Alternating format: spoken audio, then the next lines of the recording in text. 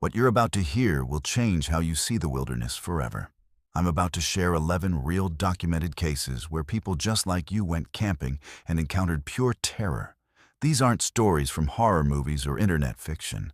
These are police reports, survivor testimonies, and documented attacks that happened to real people seeking nothing more than a peaceful night under the stars.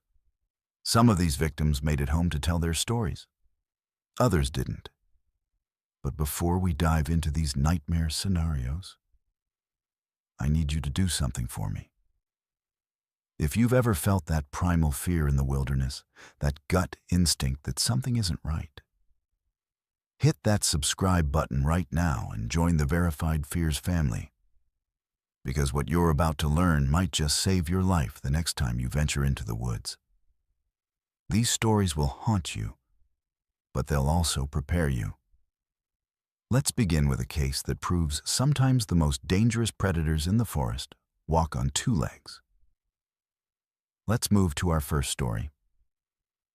The year was 1977, and two young women named Shayna Weiss and Jana Copeland were living what many would consider the ultimate adventure. These college friends had embarked on an ambitious transcontinental bicycle tour, pedaling their way across the United States with nothing but their determination, a few camping supplies, and dreams of seeing the country from a perspective most people never experience.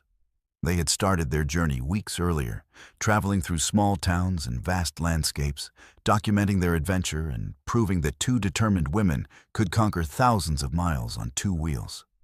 Their families back home followed their progress through postcards and occasional phone calls, proud of their daughter's courage and independence. On the evening of June 22nd, Shayna and Jana had made camp at Cline Falls State Park in Oregon, a scenic spot known for its beautiful waterfall and peaceful camping areas. They had chosen what seemed like the perfect location, a quiet area away from the main camping facilities where they could enjoy some solitude after long days of cycling.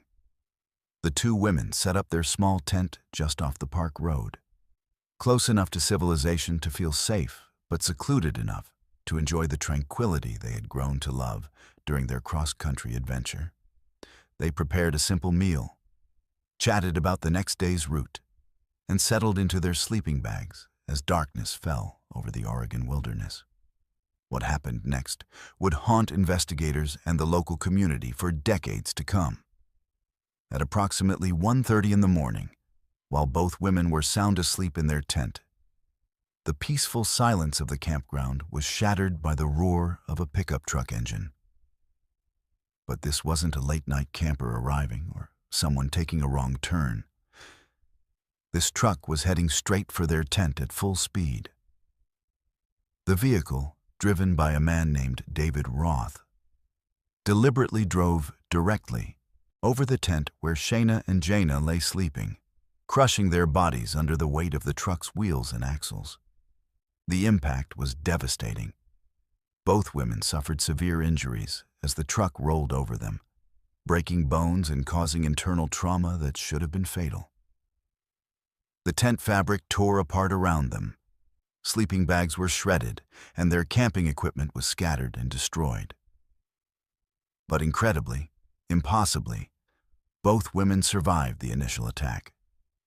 Dazed, broken, and in excruciating pain, they managed to crawl out from the wreckage of their tent, probably running on pure adrenaline and the human body's extraordinary ability to function even under the most extreme trauma.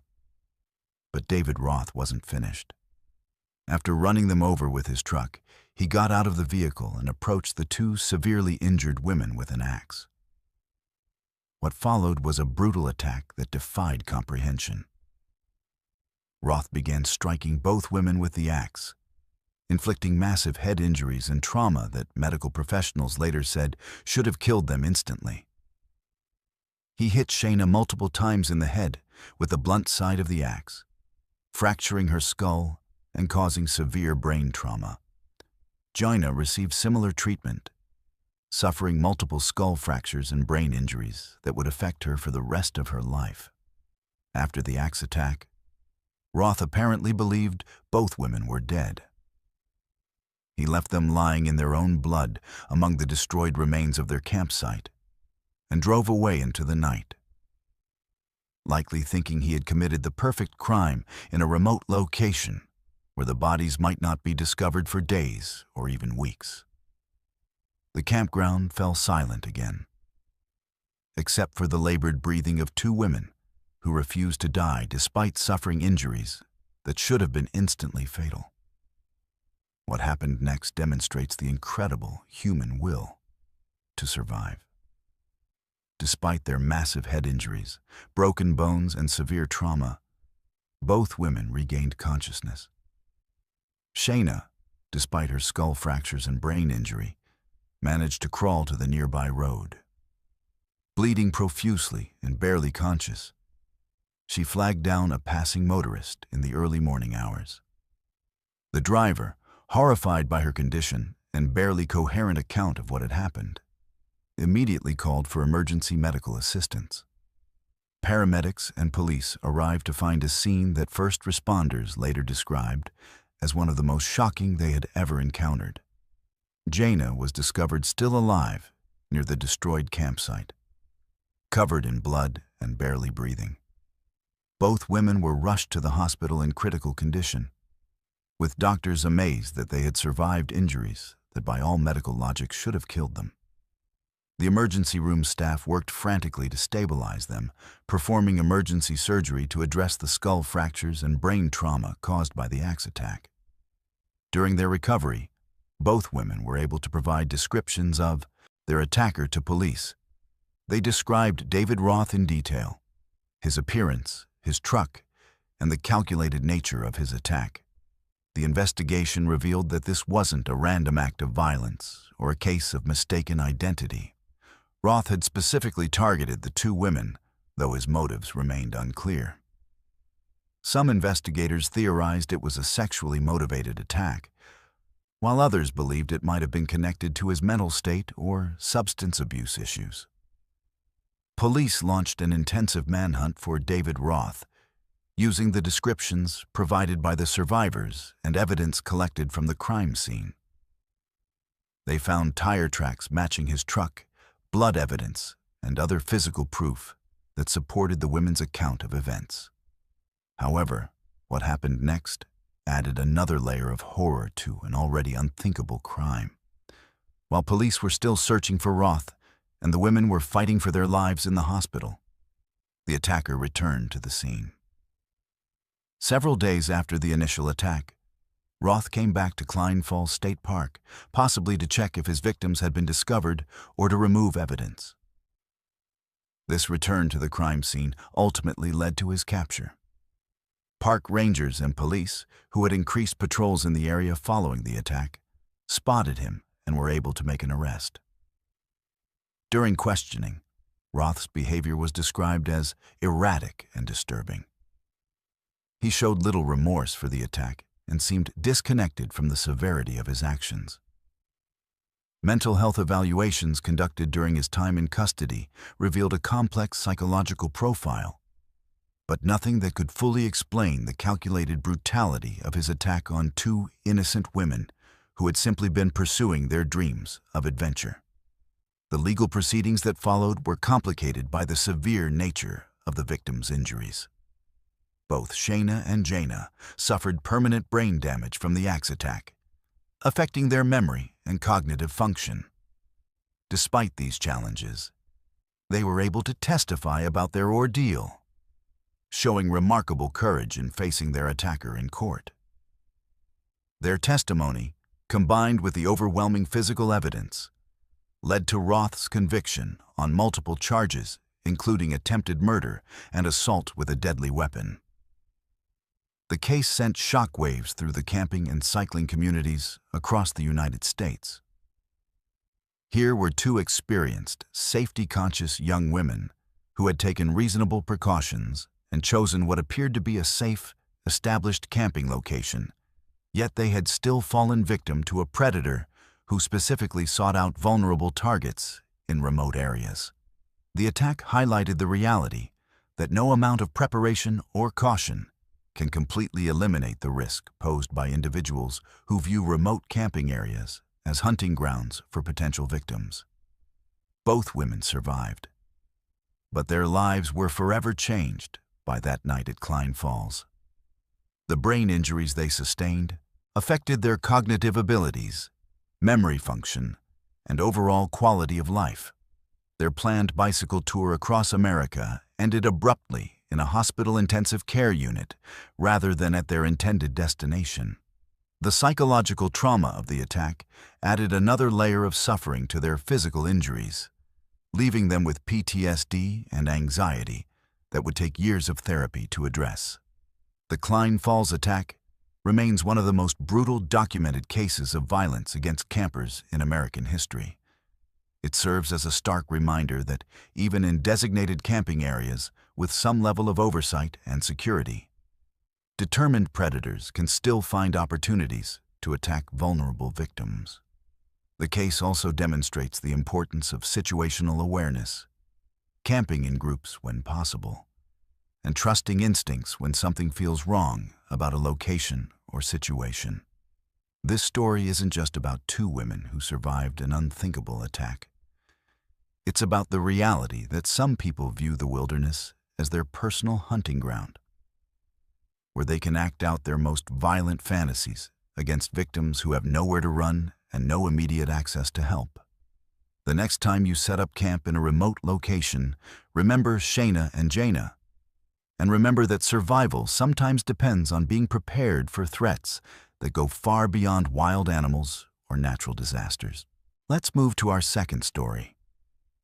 There are certain moments in life when your instincts scream at you that something is fundamentally wrong, even when your rational mind can't identify the specific threat.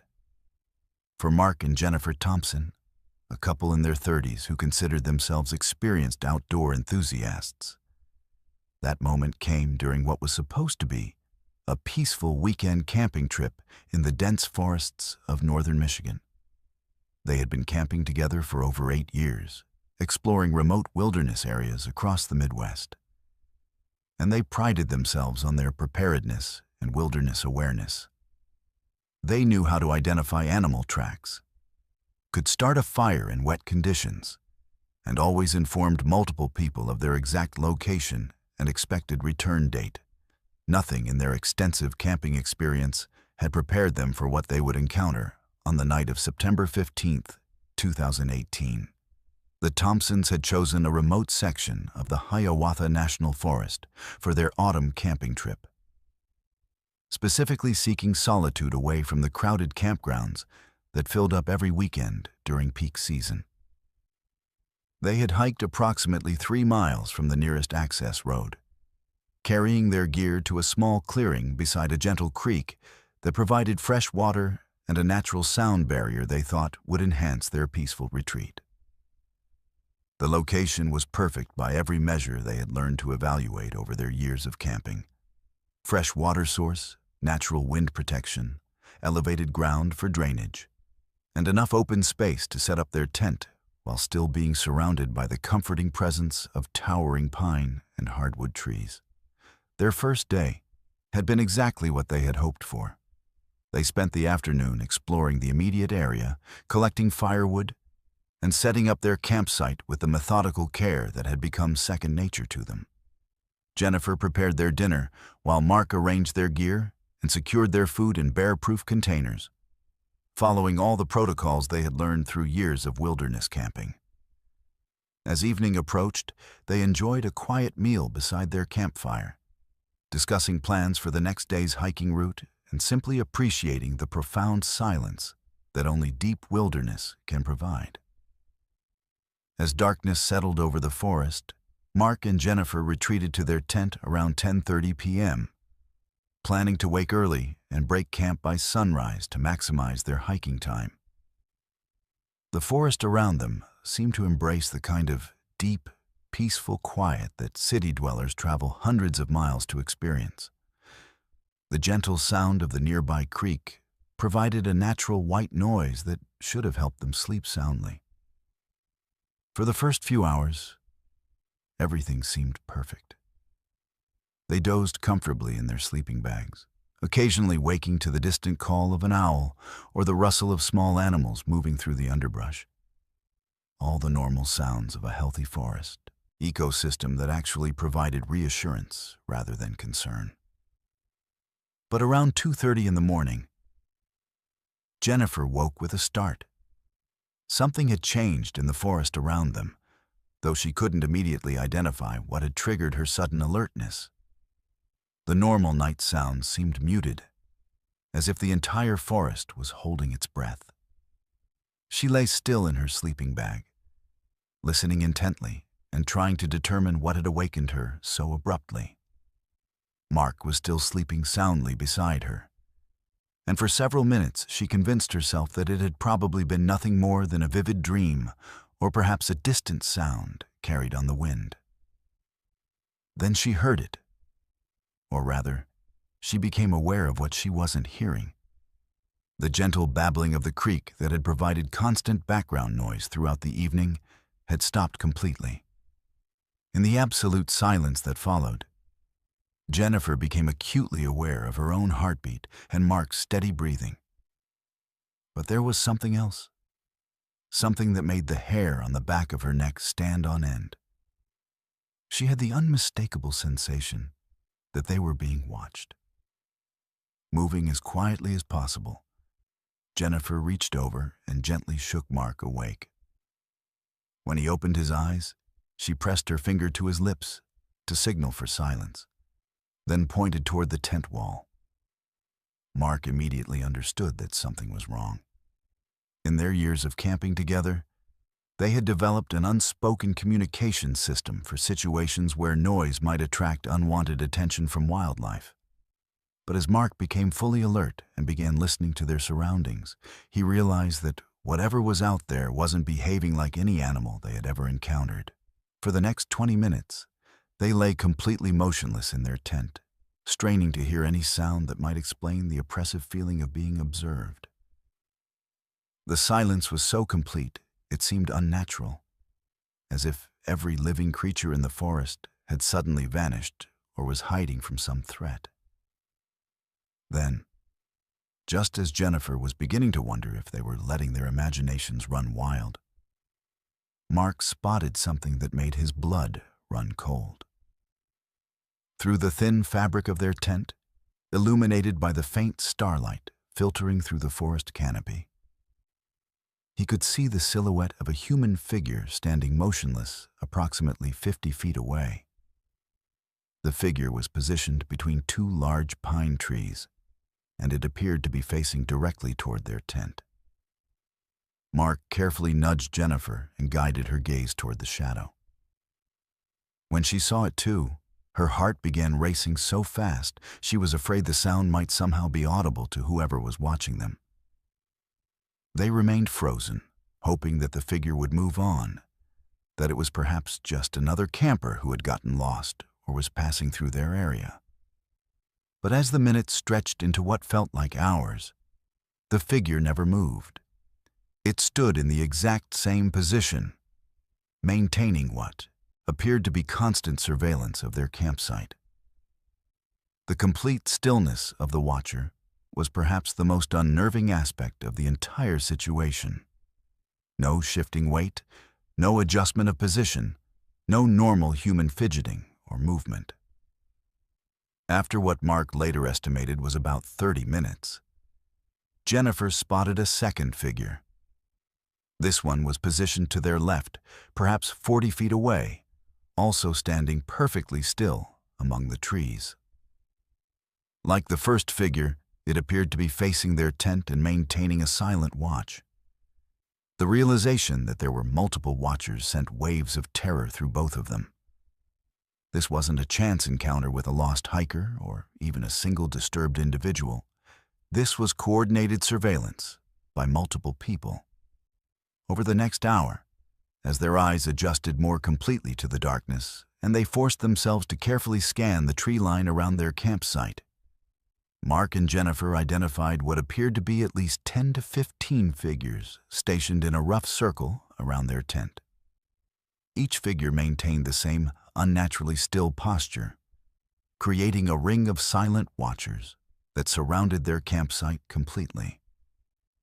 The figures were spaced far enough apart that they couldn't make out specific details about any individual, but close enough that there was no doubt they were human forms deliberately positioned to observe the tent. The psychological terror of being surrounded by silent watchers was unlike anything either of them had experienced. They whispered to each other in voices so quiet they could barely hear their own words, trying to formulate some plan of action. Should they try to break camp and run? Should they make noise to scare off the watchers? Should they call out and try to communicate? Every option seemed to carry the risk of escalating the situation in unpredictable ways. As the night wore on, the figures occasionally moved, but never in ways that suggested they were leaving or losing interest.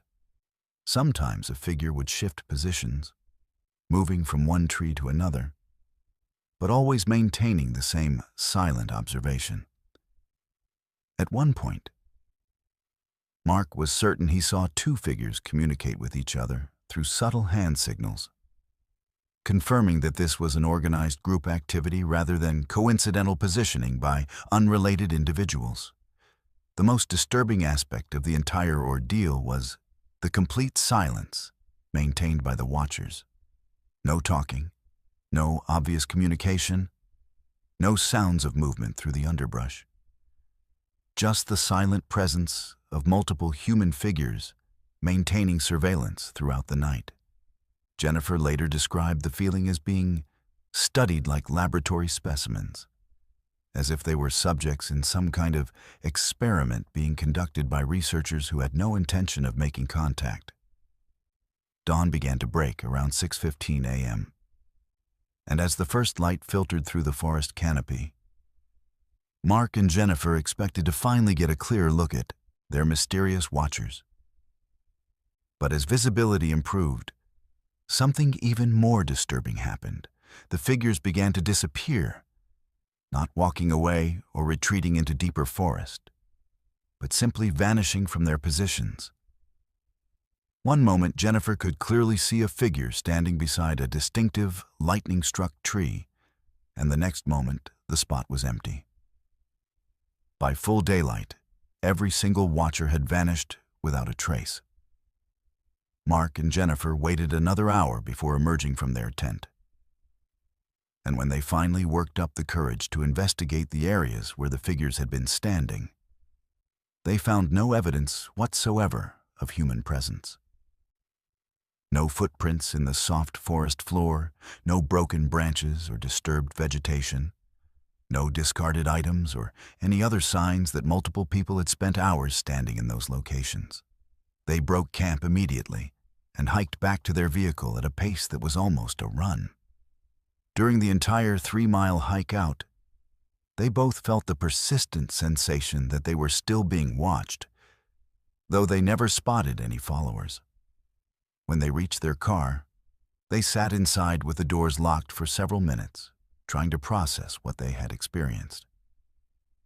The Thompsons reported the incident to local authorities, but with no physical evidence and no clear crime committed, there was little law enforcement could do. The case was filed as an unusual incident report, joining a small but growing collection of similar accounts from the same general area of the Hiawatha National Forest.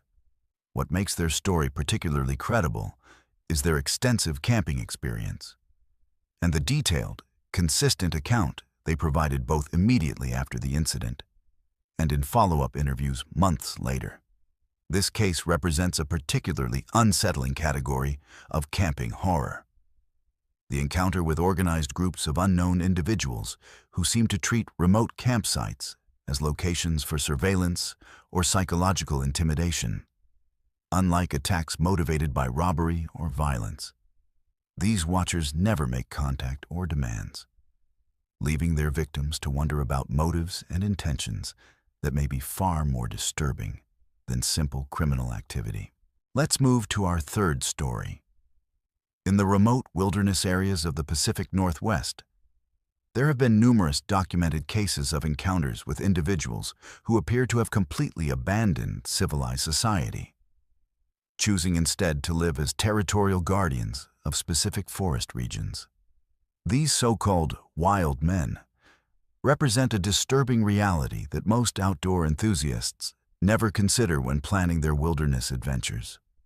For Sarah Martinez, a 28-year-old experienced hiker and wildlife photographer from Seattle, her encounter with one such individual during a solo backpacking trip through the Olympic National Forest would fundamentally change her understanding of who or what might be living in the deepest parts of America's wilderness areas. Sarah had been planning this particular expedition for over 6 months, researching trail conditions, weather patterns, and wildlife activity in a section of the Olympic Peninsula known for its old-growth forests and relative isolation from popular hiking destinations. As a professional wildlife photographer, she often sought out remote locations where she could document animal behavior without the interference of crowds or human activity. Her goal for this trip was to spend 5 days photographing the Roosevelt elk population during their autumn rutting season, a behavior that required patience, stealth, and the kind of deep forest access that only experienced solo hikers typically attempt.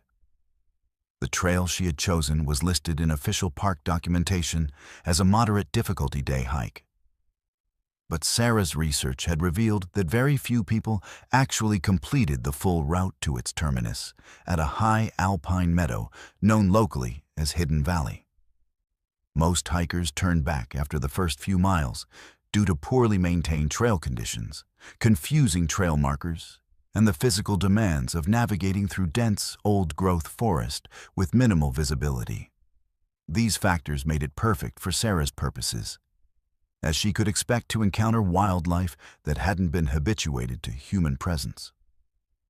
On the morning of October 3, 2019, Sarah began her hike at the official trailhead, carrying approximately 40 pounds of camping gear and photography equipment. The first 3 miles followed a well-established path through managed forest land, with clear trail markers and evidence of regular maintenance. But as she progressed deeper into the wilderness, the trail became increasingly difficult to follow. What had started as a clearly defined path gradually deteriorated into a series of game trails and faint impressions in the forest floor that required constant attention to navigate successfully. Around mile 4, Sarah began noticing something unusual about the forest around her. Scattered along what appeared to be the main trail were items of camping equipment that seemed to have been abandoned by previous hikers. She first encountered a high-quality backpack hanging from a tree branch about 8 feet off the ground, positioned in a way that seemed deliberately placed rather than accidentally lost. The backpack was partially open, and she could see that it still contained personal items, including clothing, food supplies, and what appeared to be identification documents. As she continued hiking, Sarah found more abandoned equipment at irregular intervals along the trail. An expensive sleeping bag stuffed inside a garbage bag and wedged between 2 rocks. A camp stove sitting on a fallen log with its fuel canister removed. A pair of hiking boots placed neatly side by side on a large boulder, as if someone had simply decided to continue their journey barefoot. Most disturbing was a tent that had been set up completely, stakes driven into the ground and rainfly properly secured, but with no occupants and no evidence of recent use. The pattern of abandoned equipment created an increasingly ominous atmosphere as Sarah hiked deeper into the forest. Each discovery made her more uneasy, but her experience and professional determination convinced her to continue toward her planned campsite. She rationalized that the equipment might have been left by researchers, or perhaps represented supply caches established by regular visitors to the area. However, the random nature of the abandonment and the fact that valuable items were simply left exposed to weather and wildlife suggested something more disturbing. Around 2:30 in the afternoon, as Sarah was photographing what appeared to be fresh elk tracks near a stream crossing, she heard the sound of someone approaching through the forest behind her. The footsteps were deliberate and unhurried, suggesting someone who was comfortable moving through the dense undergrowth without concern for stealth. Sarah turned around, expecting to encounter another hiker or perhaps a park ranger checking on solo travelers in the remote area. What she saw instead was a man who appeared to have been living in the wilderness for an extended period. His appearance was shocking even to someone like Sarah, who had extensive experience with outdoorsmen and wilderness professionals. His hair and beard were long, matted, and filled with debris from the forest. His clothing consisted of what appeared to be layers of different garments that had been patched and repatched with materials that included both manufactured fabrics and what looked like animal hide. His skin was deeply tanned and weathered, with visible scars and abrasions that suggested years of exposure to harsh outdoor conditions. But it was his eyes that Sarah found most disturbing. They held an intensity and intelligence that indicated this wasn't simply a homeless individual who had wandered into the forest, but someone who had made a deliberate choice to live in this environment and had adapted to it successfully. When he spoke, his voice was clear and articulate, though his words carried an underlying threat that made Sarah's blood run cold.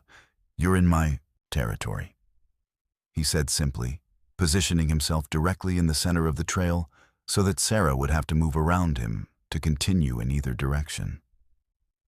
"This land belongs to me. I've been watching you since you entered my domain, and I know everything you've been doing here." His tone wasn't aggressive or shouting, but carried the absolute certainty of someone who believed completely in his right to control access to this area. Sarah attempted to remain calm and de-escalate the situation. She explained that she was a wildlife photographer conducting research, that she had appropriate permits for backcountry camping, and that she had no intention of disturbing his living situation or reporting his presence to authorities. She offered to turn around immediately and leave the area if that's what he preferred. Her years of outdoor experience had taught her that most encounters with unexpected individuals in remote areas could be resolved through respectful communication and a willingness to compromise. But the man's response made it clear that this wasn't a situation where compromise was possible. "Those permits mean nothing here," he continued. "Government papers don't give you the right to enter land that belongs to someone else. I've been living in this forest for 12 years, and I've established territorial control over everything from the ridge line to the east down to the river valley to the west. Every animal here knows me. Every trail here is mine, and every person who enters does so at my discretion." As he spoke, Sarah began to understand that the abandoned camping equipment she had been finding wasn't randomly left behind by forgetful hikers. This man had been systematically confiscating gear from visitors to his self-proclaimed territory, either through direct confrontation or by raiding campsites when occupants were away from their gear. The positioned backpack, the neatly placed boots, the fully set up but empty tent, these weren't signs of absent-minded campers, but evidence of forced evacuations. "I want you to leave everything except the clothes you're wearing," the man continued. "Your backpack, your camera equipment, your food supplies, all of that stays here. You can walk back the way you came. But you need to understand that if I ever see you in my territory again, the consequences will be much more serious than just losing your gear." Sarah realized that she was facing someone who had completely rejected society's rules and had created his own system of control in this remote area. The scattered equipment she had found along the trail represented years of encounters with hikers who had been forced to abandon their gear and flee the area. Some had apparently complied immediately and left with just their basic clothing. Others might have resisted and faced whatever more serious consequences this man was capable of implementing. The psychological impact of the encounter was intensified by the man's obvious competence in the wilderness environment. This wasn't a deranged individual making empty threats, but someone who clearly possessed the skills and knowledge to survive independently in harsh conditions, and who had established what he considered legitimate territorial control over a substantial area of public forest land. His calm demeanor and articulate speech made it clear that he was mentally capable of following through on his threats. Sarah made the decision to comply with his demands rather than risk escalation. She carefully removed her backpack and set it on the ground, followed by her camera bag and tripod. The man watched her actions closely, but made no move to approach or examine the equipment she was abandoning. When she had stripped down to just her basic hiking clothes and the water bottle she carried on her belt, he stepped aside and gestured for her to begin walking back toward the trailhead. The 6-mile hike back to her vehicle was one of the most psychologically challenging experiences of Sarah's outdoor career. Without her navigation equipment, she had to rely entirely on memory and natural landmarks to stay on the correct trail. She had no food supplies, limited water, and no emergency gear if weather conditions changed or if she became injured. But more disturbing than the physical challenges was the persistent feeling that she was being followed and observed during her entire retreat from the area. Several times during her hike out, Sarah heard sounds of movement in the forest, parallel to her position on the trail. Branches breaking, footsteps on fallen leaves, and other indications that someone or something was pacing her progress. She never saw direct evidence of being followed, but the psychological pressure of knowing that the territorial man was likely monitoring her departure added an element of terror to what should have been a routine hike. When Sarah reached her vehicle and drove to the nearest ranger station to report the encounter, she discovered that her experience wasn't unique. Park officials confirmed that they had received multiple reports over the past several years of encounters with an individual matching her description in that general area of the forest. However, the remote location and the fact that no actual physical violence had occurred made it difficult for law enforcement to take action. The man was technically trespassing on public land and engaging in theft by confiscating other people's property. But proving these crimes and locating a suspect who could disappear into thousands of acres of wilderness presented insurmountable challenges. The case of Sarah's encounter represents a disturbing reality about America's remote wilderness areas. They sometimes shelter individuals who have completely rejected civilized society and established their own rules and territorial boundaries. These modern wild men pose a unique threat to outdoor enthusiasts because they combine the survival skills necessary to thrive in harsh environments with a complete disregard for legal and social norms that govern civilized behavior. Unlike random criminals who might target campers, these territorial guardians view wilderness areas as their personal domains and feel justified in using whatever methods necessary to maintain control over their chosen territories. Let's move to our fourth story. There's something uniquely terrifying about being outnumbered in a remote location where screaming for help would only echo uselessly through empty wilderness. For David Chen, a 34-year-old software engineer from Portland who had taken up solo camping as a way to disconnect from the digital world and reconnect with nature, this terror became reality during what was supposed to be a peaceful 3-day retreat in the Cascade Mountains of Washington state. David had been solo camping for about 2 years, gradually building his confidence and skills through carefully planned trips to increasingly remote locations. He prided himself on his methodical approach to wilderness safety, always filing detailed trip reports with friends, carrying emergency communication devices, and following established protocols for solo outdoor activities. The location David had chosen for his September 2020 camping trip was a dispersed camping area in the Mount Baker Snoqualmie National Forest, accessed by a rough Forest Service road that required 4-wheel drive and local knowledge to navigate successfully. He had discovered this particular spot through extensive research on camping forums and topographical map analysis, identifying an area that offered the solitude he craved while still being accessible enough for emergency evacuation if necessary. The site was situated on a small bluff overlooking a pristine alpine lake, surrounded by old-growth fir trees and offering spectacular views of distant mountain peaks. David arrived at his chosen campsite on Friday afternoon, October 2nd, after a challenging 2-hour drive on increasingly primitive forest roads. The isolation was exactly what he had been seeking. No cell phone coverage, no sounds of civilization, and no evidence that anyone else had camped in the area recently. He spent the remainder of daylight hours setting up his camp with the careful attention to detail that had become his routine. His tent was positioned to take advantage of morning sunlight while being protected from prevailing winds. His food was properly stored in bear-proof containers and hung at appropriate distances from his sleeping area. His campfire was built in an existing fire ring with proper clearance from flammable materials.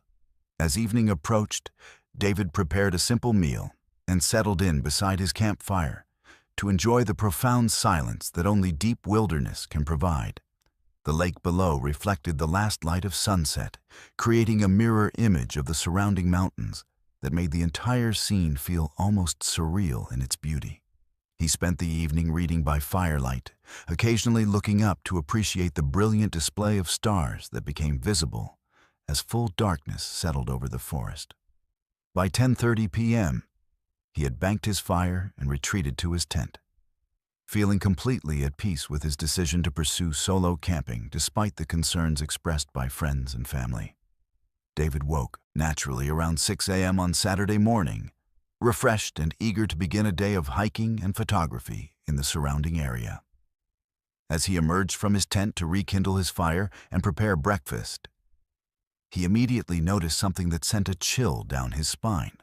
4 men were sitting around what remained of his campfire, apparently having been there for some time based on their relaxed postures and the fact that they had rekindled the fire and were using it to heat what appeared to be coffee or tea in metal cups. The men looked up as David emerged from his tent, but their expressions showed no surprise or embarrassment at being discovered in his campsite. Instead, they regarded him with a casual interest that was somehow more disturbing than outright hostility would have been. They were all dressed in military-style clothing, not official uniforms, but the kind of surplus gear favored by survivalists and militia groups. Their ages appeared to range from late 20s to early 50s, and they all carried themselves with the confident bearing of people who were comfortable in wilderness environments and accustomed to operating as a coordinated group. "Morning," said the apparent leader of the group, a stocky man with graying hair and multiple visible tattoos on his arms. "Hope you don't mind us borrowing your fire. We've been hiking all night and needed a place to warm up and rest for a while." His tone was conversational, almost friendly, but there was an underlying implication that David's permission wasn't really being requested. It was simply being assumed. David attempted to maintain a calm and non-confrontational demeanor while assessing the situation. "No problem," he replied, though his mind was racing to understand why 4 men would be hiking through remote wilderness in the middle of the night, and how they had managed to locate his campsite in an area where navigation required significant skill and preparation. "Are you guys camping in the area too, or just passing through?" "Oh, we're definitely passing through," replied another member of the group, a younger man with a shaved head and what appeared to be military-style dog tags around his neck. "We've got places to be and things to take care of. But we noticed your nice setup here and thought we'd take a break before moving on." As he spoke, David noticed that all 4 men were carrying what appeared to be military-style backpacks, and that each had various pieces of equipment attached to their gear that looked more tactical than recreational. What happened next revealed the true nature of the situation David found himself in. While the leader continued making casual conversation, the other 3 men began systematically going through David's camping equipment and supplies. They weren't searching randomly or destructively, but methodically examining each item as if conducting an inventory. One man opened David's food containers and began distributing items among the group. Another went through his backpack, removing clothing and equipment and setting some items aside while discarding others. The third began dismantling his tent, apparently deciding which components were worth taking. "Hey, what are you doing?" David asked, trying to keep his voice calm, but finding it impossible to hide his growing alarm. "That's my gear. I need that equipment for my camping trip." He took a step toward the man who was handling his backpack, but the leader of the group immediately intervened. "I wouldn't worry too much about camping gear right now," the leader said, his tone remaining conversational but taking on a harder edge. "You're going to be coming on a little hike with us, and where we're going, you won't need most of this stuff." As he spoke, David noticed for the first time that the man had a large knife attached to his belt, and that his hand was resting casually on the handle. The realization hit David like a physical blow. These weren't random campers or even thieves looking to steal valuable equipment. This was a coordinated operation by people who had specifically targeted his isolated campsite and were planning to take him somewhere against his will. The methodical way they were sorting through his gear suggested they had experience with this type of situation and knew exactly what items would be useful for whatever they were planning. "Look, I don't know what you guys are planning, but I'm not going anywhere with you," David said, trying to inject authority into his voice despite the fear that was making his heart race. "I have people expecting me to check in, and if I don't contact them by tomorrow, they'll send search and rescue teams to look for me." This was partially true. He had left a general trip plan with friends, though the remote location and poor communication coverage meant that any rescue operation would take days to organize and execute. The leader smiled at David's statement, but it wasn't a reassuring expression. "That's exactly why we need to get moving," he said. "We've got a nice quiet place picked out where you can wait while we take care of some business. Nothing personal, you understand? You just happened to be camping in the wrong place at the wrong time." As he spoke, 2 of the other men moved to positions that effectively blocked David's potential escape routes, while the third continued packing selected items from David's gear into their own backpacks. David realized that his situation was rapidly deteriorating and that he needed to make a decision about how to respond.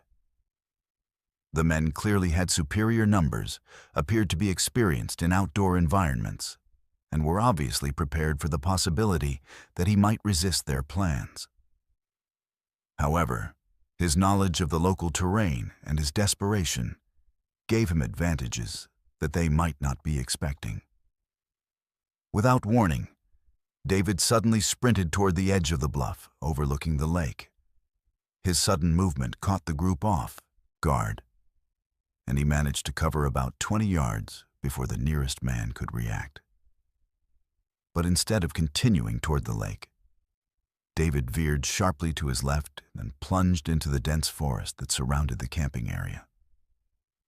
His years of hiking and trail running had given him the ability to move quickly through rough terrain, and his intimate familiarity with this particular area provided crucial advantages in navigating through the thick undergrowth.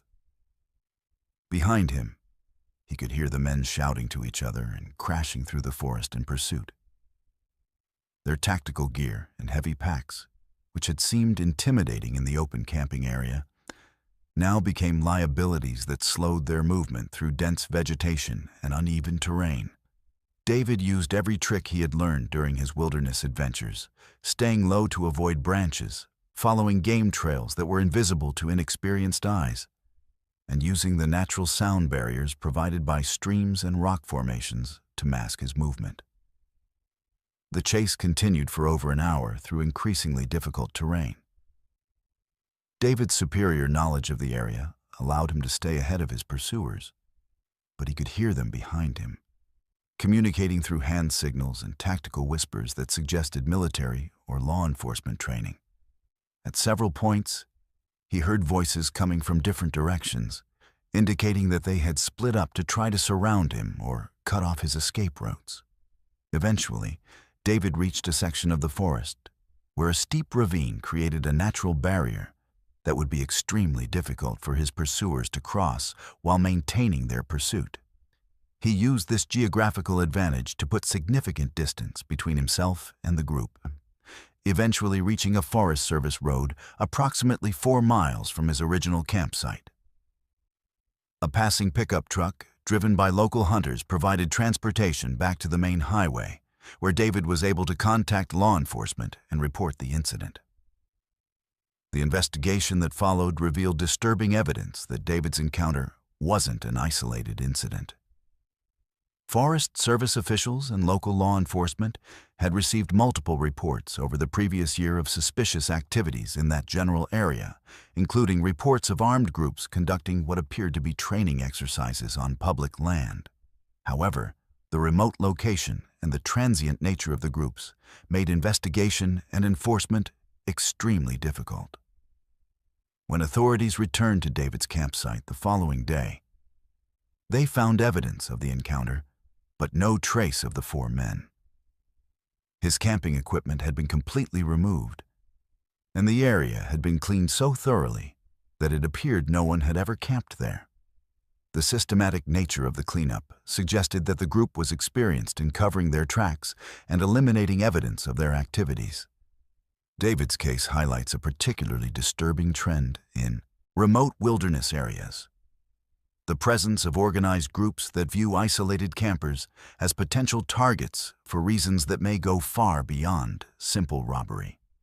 Whether motivated by extremist ideologies, criminal enterprises, or other factors, these groups represent a threat that most recreational campers never consider when planning their wilderness adventures. The coordination, equipment, and tactical awareness demonstrated by David's attackers suggest that they were part of a larger organization with specific objectives that required controlling or eliminating witnesses in remote areas. The psychological impact of David's encounter extended far beyond the immediate physical danger he faced. The realization that organized groups might be actively hunting isolated campers in areas that are supposed to represent safety and escape from urban dangers fundamentally changed his relationship with wilderness recreation. Despite his successful escape, the knowledge that such threats exist in remote areas continues to influence his camping decisions and has led him to abandon solo camping entirely in favor of group activities in more populated areas. This story serves as a stark reminder that the wilderness can harbor human predators who are far more dangerous than any natural threat. Unlike wild animals that typically avoid human contact, these organized groups actively seek out isolated victims in remote locations where help is far away and escape options are limited. The systematic nature of their operation and their obvious experience in wilderness environments make them a particularly formidable threat to solo campers who believe that isolation provides safety rather than vulnerability. Let's move to our 5th story. The methodical destruction of camping equipment by unseen attackers represents one of the most psychologically disturbing categories of wilderness encounters, where victims must helplessly listen as their survival gear is systematically demolished by people who remain hidden in the darkness. For Marcus Rodriguez, a 29-year-old forestry technician from Colorado who possessed extensive wilderness survival skills and years of backcountry experience, this nightmare scenario became reality during what was intended to be a peaceful solo retreat in the remote sections of the San Juan National Forest. Marcus had chosen wilderness camping not just as recreation, but as a professional development activity that kept his outdoor skills sharp and provided the kind of mental reset that his demanding job required. The location Marcus selected for his October 2021 camping trip was a high-altitude meadow accessible only by a challenging 8-mile hike through rugged mountain terrain. He had discovered this particular spot during his professional surveys of beetle-damaged timber stands. Noting its combination of natural beauty, reliable water sources, and the kind of complete isolation that made it perfect for extended solo camping. The meadow sat at approximately 9,200 feet elevation, surrounded by dense stands of aspen and pine trees that were beginning their spectacular autumn transformation. The nearest maintained trail was over 3 miles away, and the approach required advanced navigation skills and significant physical conditioning to complete successfully. Marcus began his hike on Thursday morning, October 14th, carrying a carefully planned selection of lightweight gear that would allow him to remain comfortable for 5 days in potentially harsh mountain weather. His professional background had taught him to prepare for rapid weather changes at high altitude, and his pack included redundant systems for shelter, fire starting, and emergency communication. He reached his intended campsite in the early afternoon, taking advantage of the remaining daylight hours to establish a secure camp that could withstand the strong winds and potential snowfall that October mountain weather could deliver with little warning. The setup process had become a practiced routine for Marcus over his years of professional and recreational camping. He selected a position for his hammock camping system that provided natural wind protection while maintaining access to the meadow's water source. His gear was organized with the methodical precision that his forestry work had ingrained as second nature, with emergency equipment positioned for quick access and valuable items secured against both weather and wildlife. As evening approached, Marcus prepared a warm meal and settled into his sleeping system, feeling the deep satisfaction that came from being completely self-sufficient in a beautiful and challenging environment.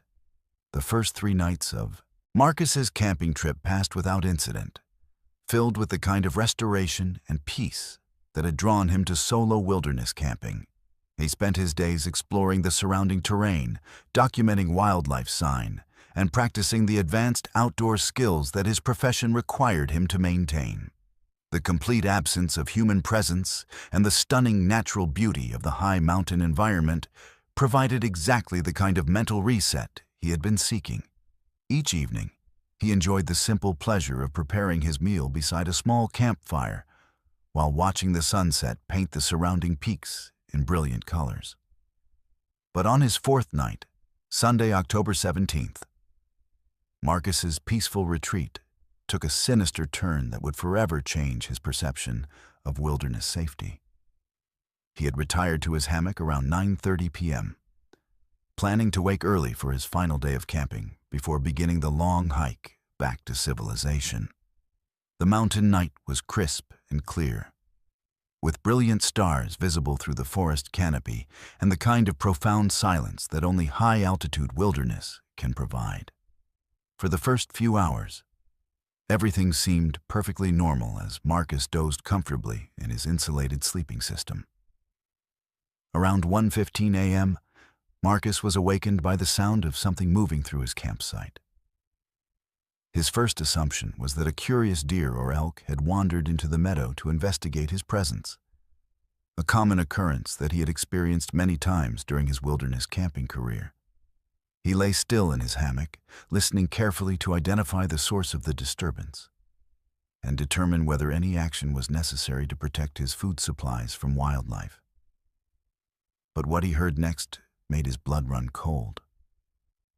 Instead of the natural sounds of an animal moving through the forest, Marcus heard the unmistakable sound of his camping equipment being deliberately manipulated by human hands. Someone was going through his gear, but not in the hurried way of a thief looking for valuable items. These were the methodical, purposeful sounds of someone systematically examining each piece of his equipment. Marcus remained motionless in his hammock, trying to peer through the darkness to identify who was in his campsite and what they might be doing.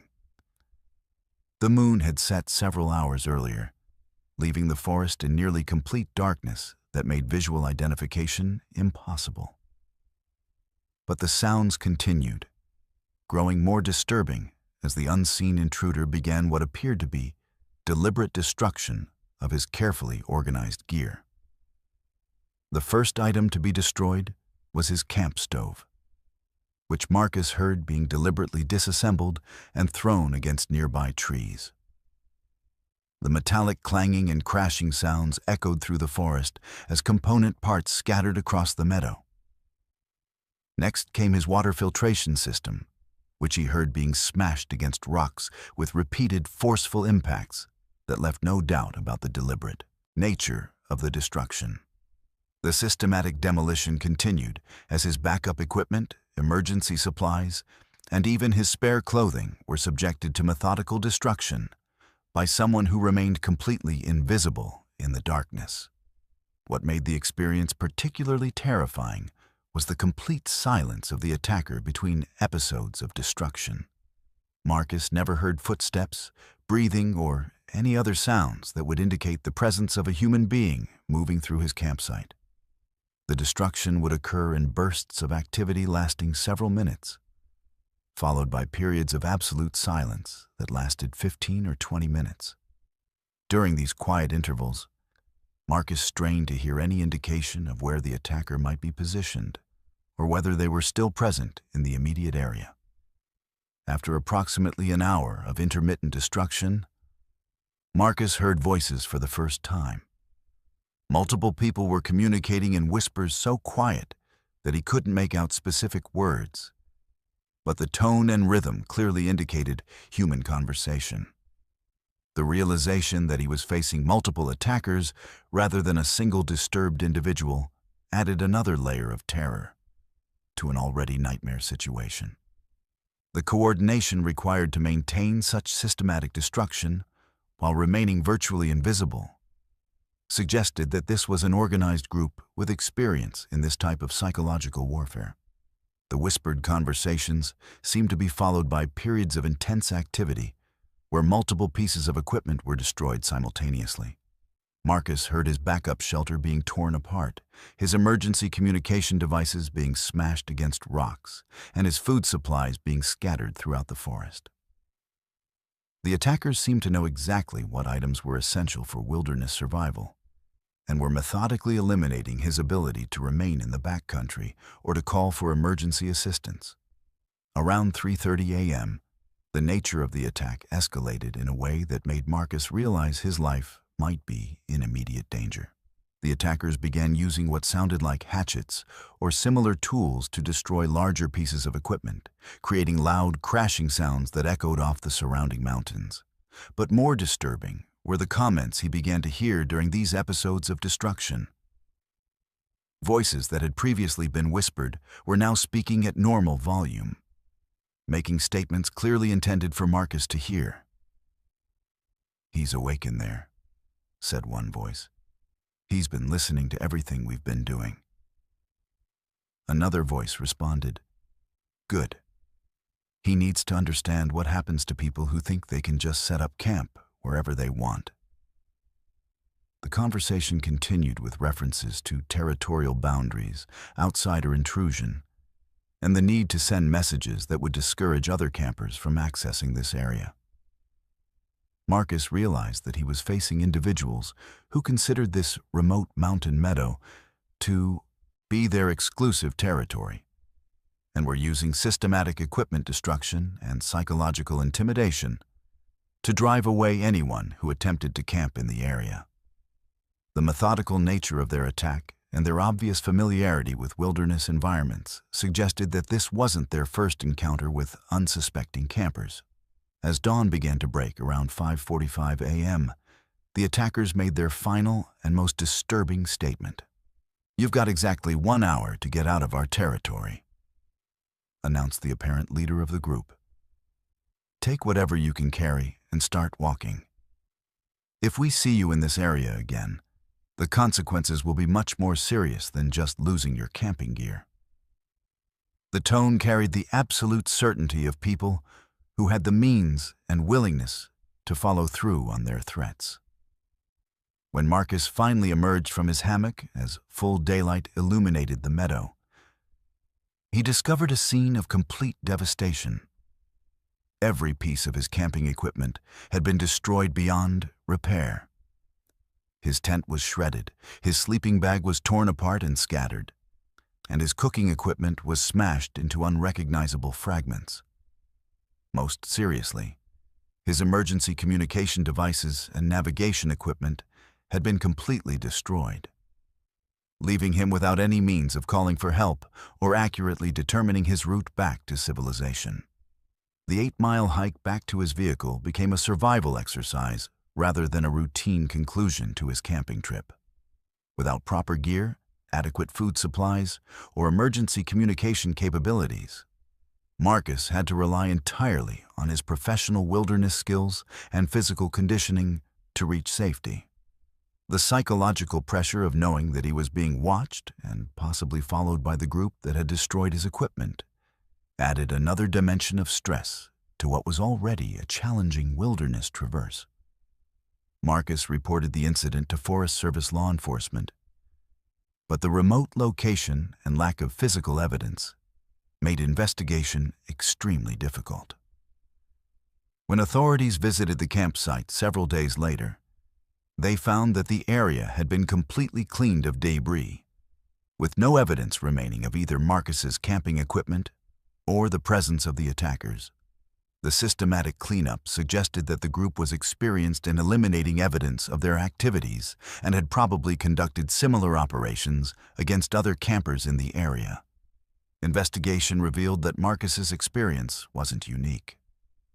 Forest Service officials had received scattered reports over the previous 2 years of camping equipment being mysteriously destroyed or vandalized in that general region of the San Juan National Forest. However, the remote locations and the reluctance of many victims to report incidents that they couldn't fully explain had prevented authorities from recognizing the pattern of organized territorial enforcement that Marcus's detailed account finally revealed. The case highlights a disturbing reality about America's most remote wilderness areas. They sometimes harbor individuals or groups who have established their own territorial boundaries and enforcement systems that operate completely outside legal authority. These modern-day wilderness vigilantes view isolated campers not as fellow outdoor enthusiasts exercising their legal rights to use public land, but as intruders who must be driven away through intimidation and equipment destruction. The psychological warfare techniques they employ, combined with their obvious wilderness survival skills, make them particularly effective at controlling access to remote areas without resorting to the kind of direct violence that would trigger intensive law enforcement investigation.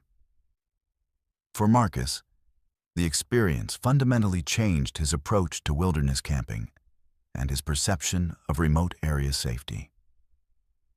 Despite his extensive professional experience and wilderness survival skills, the encounter demonstrated that even the most prepared and knowledgeable outdoor enthusiasts can find themselves completely vulnerable to organized groups that have rejected civilized rules of conduct and established their own systems of territorial control in America's most isolated wilderness areas. Let's move to our 6th story. When domestic violence spills over into public camping areas, it creates a uniquely terrifying situation for innocent bystanders who find themselves unwilling witnesses to escalating conflicts that can turn deadly without warning. For the Hartwell family, parents Janet and Robert with their 2 teenage children, Emma and Tyler, what was supposed to be a relaxing weekend at a popular family campground in Central Texas became a nightmarish ordeal that would test their judgment, courage, and survival instincts when they found themselves caught between an abusive relationship and what appeared to be organized criminal activity. The Hartwells had been regular visitors to Bastrop State Park for over 6 years, making it their preferred destination for monthly family camping trips that provided a much-needed break from their busy suburban lives in Austin. Robert worked as an accountant for a mid-sized firm, while Janet managed a local veterinary clinic, and both parents believed strongly in the importance of exposing their children to outdoor activities and family bonding time away from screens and social media. Their camping routine had become almost ritualistic. They always reserved the same cluster of campsites, brought the same menu of simple camping meals and followed the same schedule of hiking, fishing, and evening campfire activities that had created some of their family's most cherished memories. On the weekend of November 6, 2021, the Hartwells arrived at Bastrop State Park on Friday evening to begin what they expected would be another peaceful family camping experience. They had reserved sites 23 and 24, which provided enough space for their large family tent and allowed the teenagers some privacy while maintaining parental supervision. The park was moderately busy for early November, with several other families and couples occupying nearby campsites, creating the kind of comfortable community atmosphere that the Hartwells had always appreciated about organized campgrounds. As they set up their camp on Friday evening, the family noticed that the campsite directly adjacent to theirs, Site 22, was occupied by what appeared to be a couple in their 30s. The man was stocky and heavily tattooed, with the kind of aggressive demeanor that immediately put Janet on edge, though she kept her concerns to herself rather than alarm the children. The woman appeared younger, maybe mid-20s, and seemed nervous and subdued in a way that suggested she was afraid of her companion.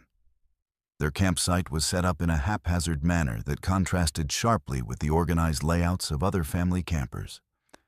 And their conversation, when audible, consisted mainly of the man making demands and the woman offering apologetic responses.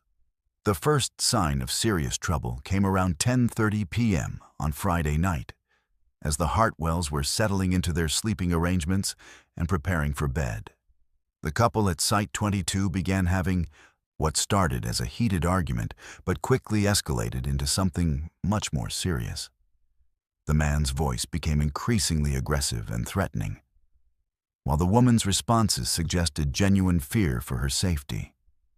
Janet and Robert exchanged concerned looks, but the campground's family-friendly atmosphere and the presence of other campers nearby made it difficult to believe that any real danger could develop in such a public setting.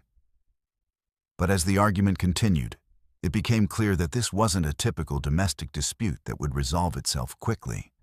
The man began making specific threats against the woman's safety, using language that was not only verbally abusive, but contained detailed descriptions of physical violence he was planning to inflict. More disturbing were his references to people he claimed to be associated with, individuals he described as cartel connections, who would help him handle problems if the woman didn't comply with his demands. Emma, the Hartwell's 16-year-old daughter, was the first family member to suggest that they should intervene or at least alert park authorities about the escalating situation. Her teenage sense of justice was outraged by what she was hearing, and she couldn't understand why the adults around her weren't taking immediate action to help someone who was obviously in danger. But Robert and Janet faced the complex moral and practical dilemma that confronts many people who witness domestic violence in public settings. The uncertainty about when intervention becomes necessary, and the real risk that getting involved could escalate the situation and endanger their own family. Around 11:45 p.m., the argument reached a level that eliminated any doubt about the seriousness of the threat. The sound of a physical altercation could be heard clearly from the neighboring campsite, including what sounded like furniture being overturned, the woman crying out in pain, and the man making explicit threats about what would happen if she tried to leave or call for help. Most chilling were his repeated references to weapons he claimed to have access to and his detailed knowledge of the campground layout, suggesting that he had been planning this confrontation for some time. Robert made the decision to quietly approach the camp host's site to report the disturbance. But when he reached the host station, he discovered that the volunteer camp hosts had already left for the evening and wouldn't return until morning. The campground's remote location meant that cell phone coverage was extremely limited, and the nearest law enforcement was over 20 miles away in the town of Bastrop. Even if he could get through to authorities, Robert realized that emergency response time would likely be 30 to 40 minutes. Far too long to help someone who might be in immediate physical danger. When Robert returned to his family's campsite, the situation at Site 22 had escalated further. The man was now speaking loudly, enough that his words were clearly audible to anyone within 100 yards. And his comments revealed disturbing details about his background and intentions. He claimed to be connected to Mexican cartel operations that used the Texas Hill Country for smuggling activities, and he made specific references to methods his associates used to deal with people who caused problems or knew too much. Whether these claims were true or simply the fantasies of an abusive individual trying to intimidate his victim, they created an atmosphere of genuine terror that affected everyone within hearing distance. The most disturbing aspect of the man's threats was his apparent awareness that other campers were listening to the confrontation. At several points, he made comments clearly directed toward the neighboring campsites, stating that anyone who interfered with his business or tried to help the woman would face serious consequences. He claimed to know which vehicles belonged to which campsites and made specific references to license plate numbers and family compositions that suggested he had been observing other campers throughout the day. Janet and Robert faced an impossible decision. Their parental instincts demanded that they protect their children from exposure to violence and potential danger. But their moral consciences couldn't ignore the fact that a woman in the next campsite was clearly in immediate physical danger. The man's claims about cartel connections and weapons access added a layer of uncertainty that made any intervention potentially life-threatening, not just for the Hartwells, but for the woman they would be trying to help. Around 1:30 a.m., the confrontation took another disturbing turn when the man began making phone calls to what he claimed were his business associates. The conversations, conducted loudly enough to be clearly overheard, involved discussions about handling a situation and cleaning up a problem at the campground. He provided detailed directions to their campsite location and made references to additional work that might need to be done if too many people had witnessed the evening's events. The Hartwell children, despite their parents' attempts to shield them from the worst of the situation, were fully aware that something serious was happening. Tyler, their 14-year-old son, had quietly retrieved his father's camping knife and positioned himself near the tent entrance, while Emma had prepared a small bag with essential items in case the family needed to evacuate quickly.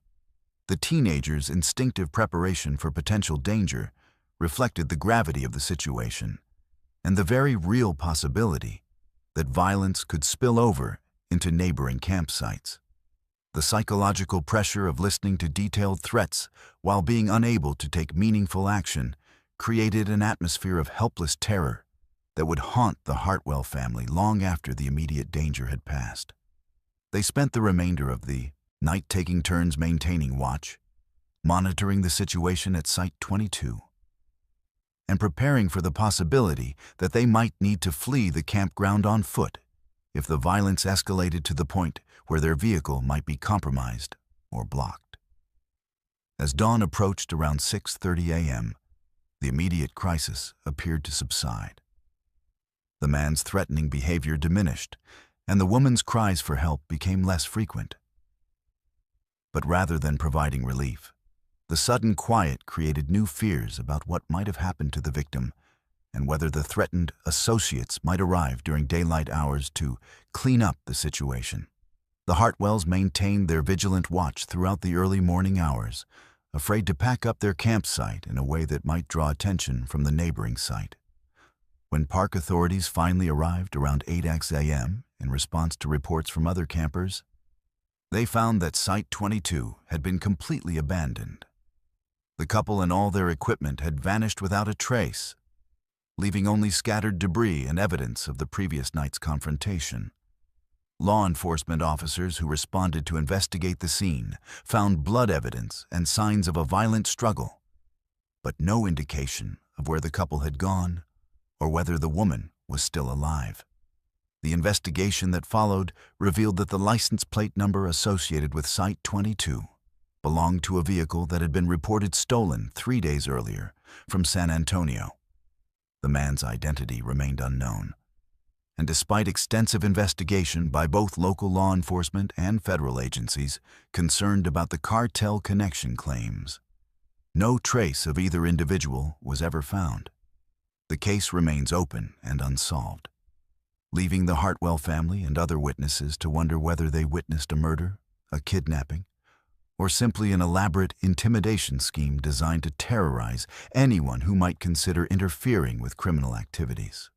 The psychological impact on the Hartwell family extended far beyond the immediate terror of that night.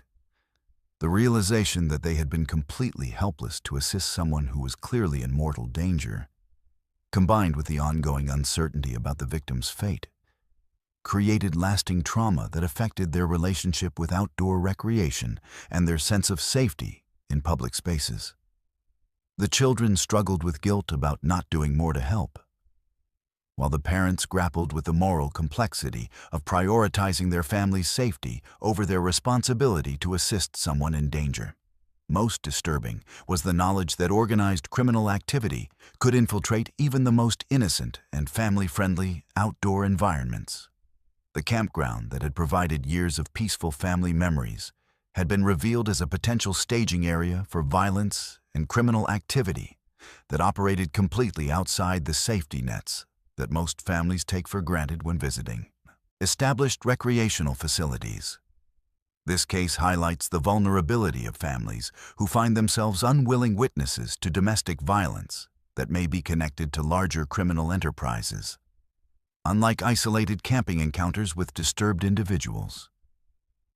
This situation involved organized criminal activity that specifically used public campgrounds as venues for violence and intimidation.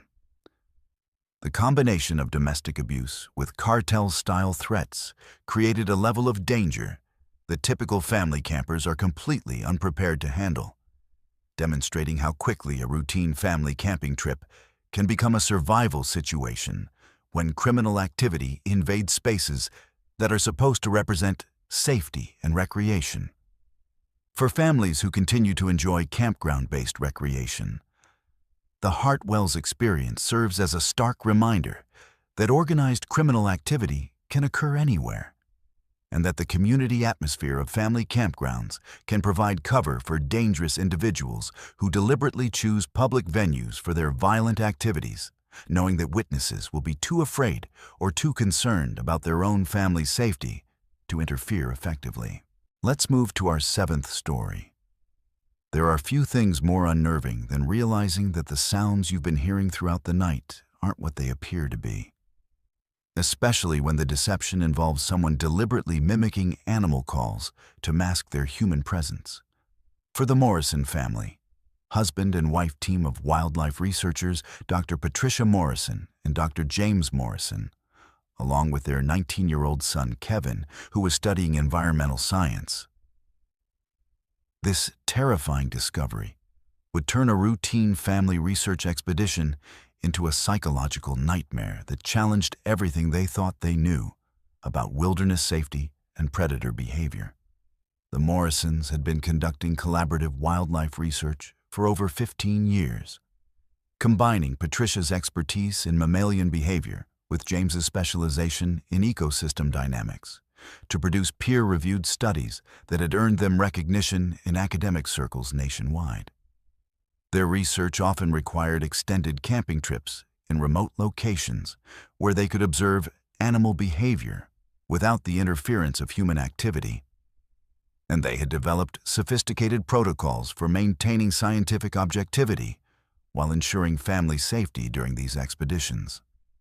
Kevin had been participating in these research trips since childhood, and at 19, he possessed wilderness skills and scientific knowledge that exceeded most professional outdoor guides.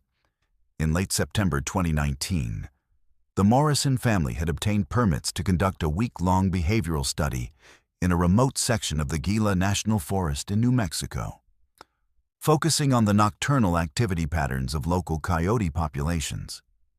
Their research required them to establish a base camp in an area known for high coyote density, while maintaining enough distance from human activity to ensure that their presence wouldn't significantly alter the natural behavior patterns they intended to document. The location they selected was accessible only by a challenging 12-mile hike through rugged desert terrain, and it offered the kind of complete isolation that serious wildlife research demanded. The family established their research camp on Sunday, September 22nd, setting up their equipment with the methodical precision that years of field research had taught them.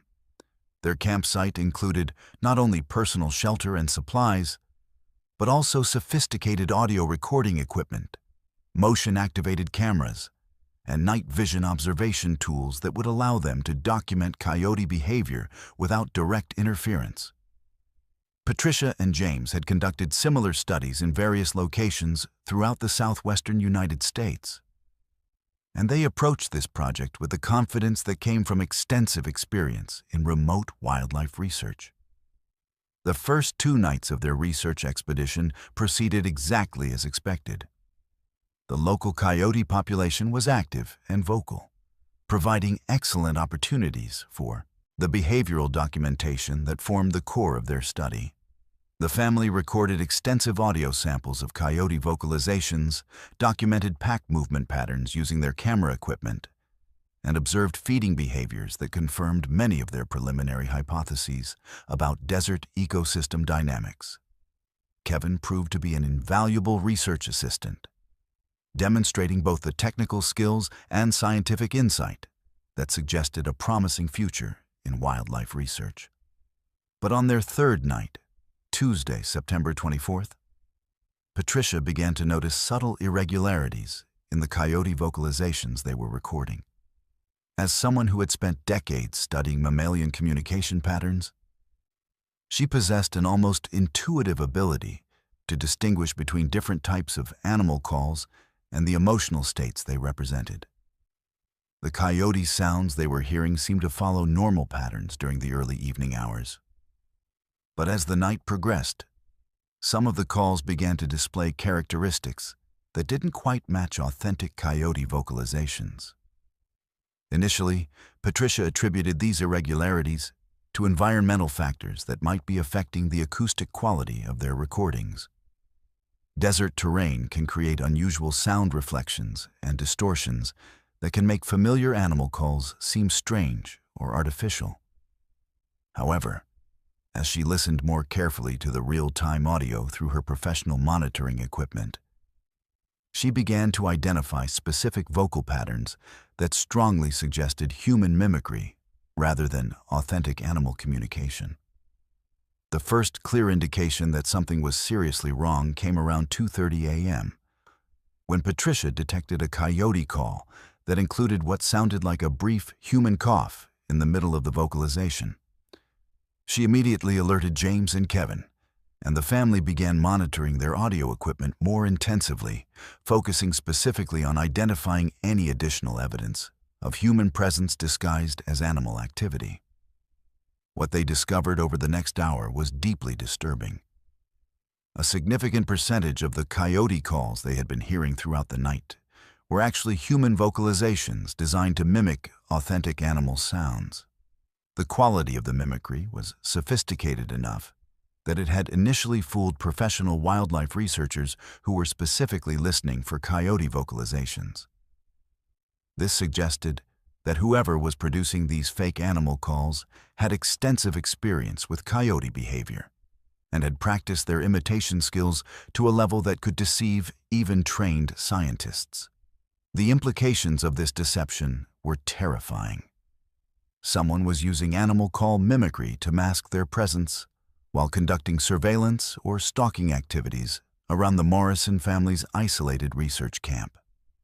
As the family continued their intensive audio monitoring, they began to identify additional evidence of human presence disguised as natural animal activity. Some of the calls were coming from locations that shifted too rapidly for actual coyote movement patterns, suggesting that multiple people were positioned around their campsite and were coordinating their fake vocalizations. Other calls included subtle variations in pitch and rhythm that reflected human vocal limitations rather than the natural range of coyote communication. Most disturbing was the realization that the fake calls were specifically designed to surround their campsite with what appeared to be normal coyote activity. The positioning and timing of the vocalizations created an audio environment that would mask the approach of additional people, while making the family believe they were simply surrounded by a large and active coyote pack. Anyone listening casually would assume they were experiencing exactly the kind of wildlife activity that their research expedition was designed to study. Around 4 a.m., Kevin made a discovery that confirmed their worst fears about the situation they were facing. While using their night vision equipment to scan the perimeter of their campsite, he spotted a human figure positioned approximately 60 yards away in a location where several of the fake coyote calls had originated. The figure was crouched behind a large boulder in a position that provided clear surveillance of their camp, while offering concealment from casual observation. When Kevin adjusted the night vision scope to examine the area more carefully, he identified at least 3 additional human figures positioned at different points around their campsite. The Morrison family found themselves in a nightmare scenario where professional wildlife researchers were being stalked by people who possessed sophisticated knowledge of animal behavior and had invested significant time and effort in developing the skills necessary to deceive scientific experts. The level of preparation and coordination required for this type of operation suggested that they were facing individuals with extensive wilderness experience and possibly professional training in surveillance and infiltration techniques. James made the decision to wake Patricia and Kevin quietly and inform them of their situation without making any obvious changes to their behavior that might alert the watchers to their awareness. The family faced a complex strategic challenge. They needed to plan their response carefully while maintaining the appearance of normal camping activity to avoid escalating the situation.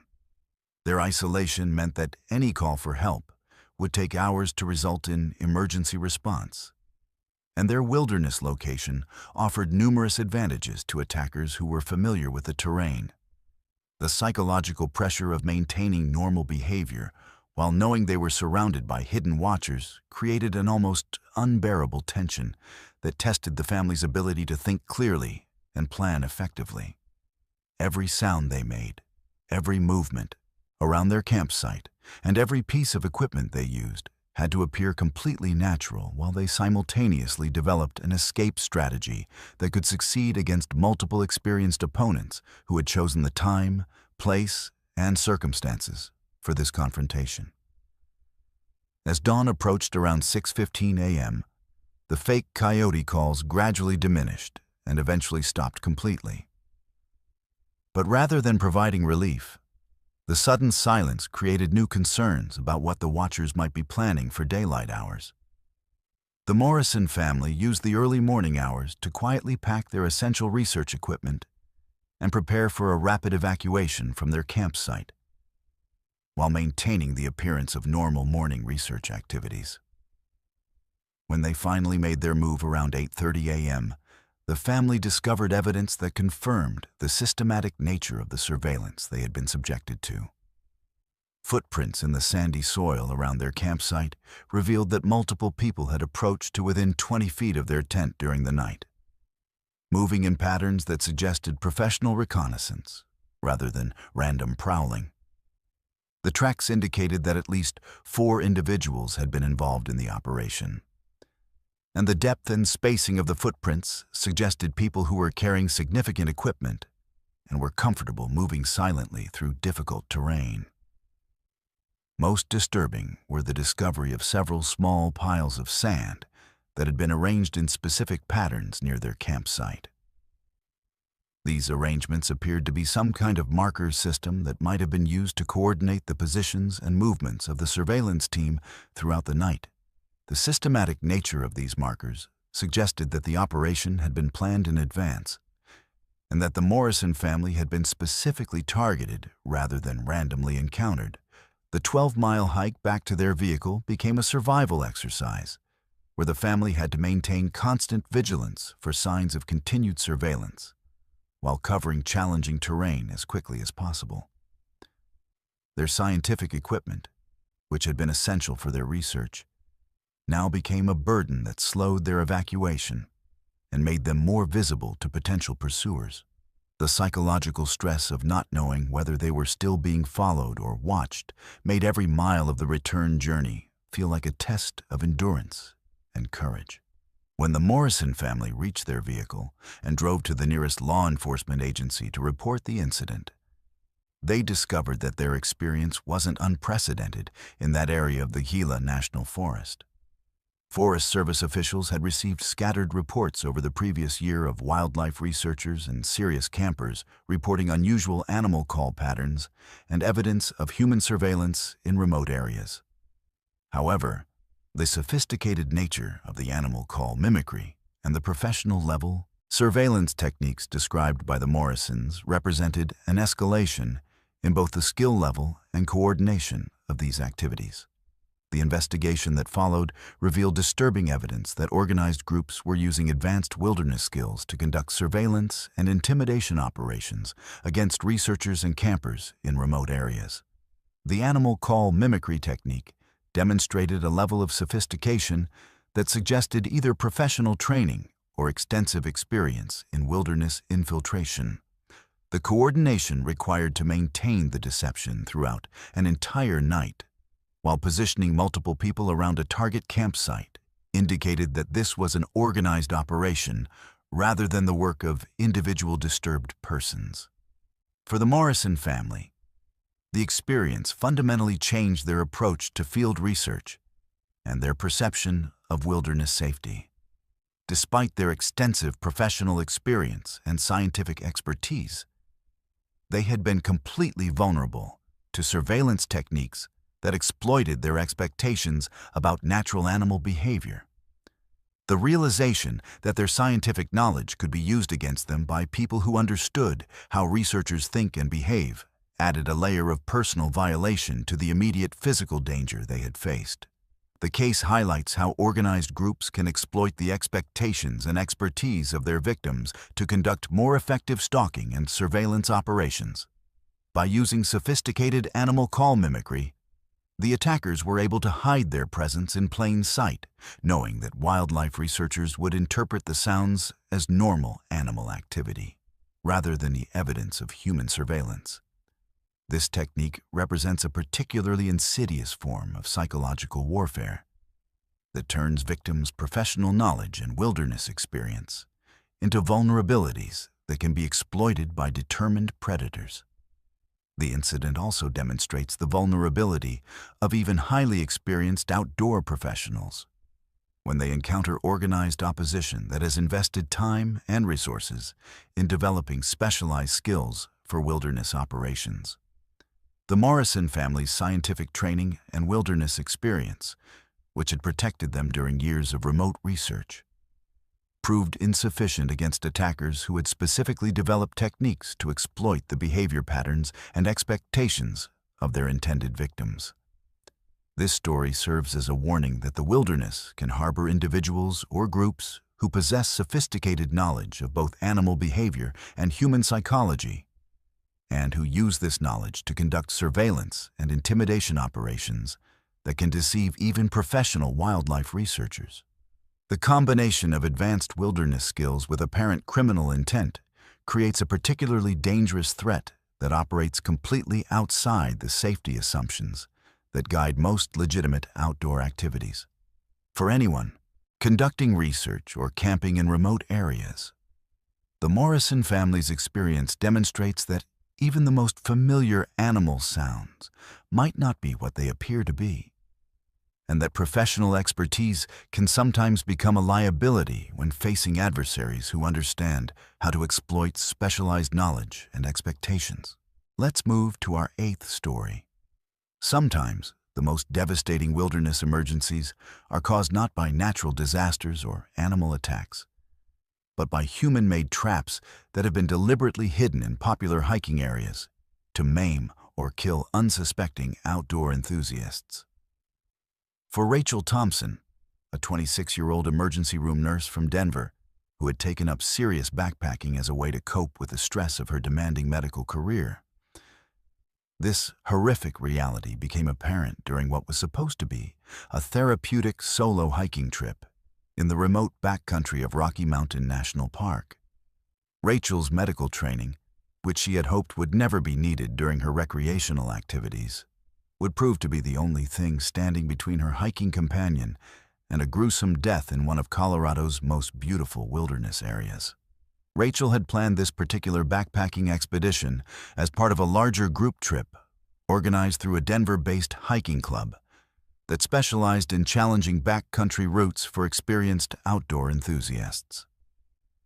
The group consisted of 8 members with varying levels of wilderness experience, but all had completed the club's safety training and possessed the physical conditioning necessary for multi-day expeditions in high-altitude environments. Their planned route would take them through some of the most remote and spectacular terrain in Rocky Mountain National Park, following unmarked trails that required advanced navigation skills and offered the kind of solitude that serious hikers sought to escape the crowds that filled more popular park destinations. The group had been hiking together for 2 days when they reached a particularly scenic area near Treeline, where vast alpine meadows offered panoramic views of the surrounding peaks and valleys. This section of their route was known among experienced hikers as one of the most beautiful wilderness areas accessible by foot in Colorado. Combining stunning natural beauty with the challenge of high-altitude hiking that tested both physical conditioning and wilderness survival skills, the group had established their camp in a protected valley that provided natural wind shelter while maintaining access to reliable water sources and the kind of dramatic mountain scenery that made the challenging hike worthwhile. On the morning of July 18, 2022, Rachel and her hiking partner, Mike Chen, a 31-year-old software engineer who had become her closest friend in the hiking club, decided to explore a side trail that led to what their topographical maps indicated was a hidden waterfall approximately 2 miles from their base camp. The other group members chose to spend the day resting and preparing for the next day's challenging ascent to a high mountain pass, leaving Rachel and Mike to pursue their more ambitious exploration plans. Both hikers were experienced in off-trail navigation and carried the emergency equipment necessary for safe backcountry travel, including first aid supplies, emergency communication devices, and the knowledge necessary to handle typical wilderness emergencies. The trail to the waterfall was unmarked and required careful attention to subtle terrain features and occasional cairns left by previous hikers to maintain proper direction. Rachel and Mike had been hiking for approximately 90 minutes through increasingly beautiful but challenging terrain when they reached what appeared to be a natural resting spot beside a small alpine stream. The location was perfect for a break. Clear mountain water, comfortable seating on sun-warmed rocks, and spectacular views of the surrounding peaks that made the challenging hike seem worthwhile.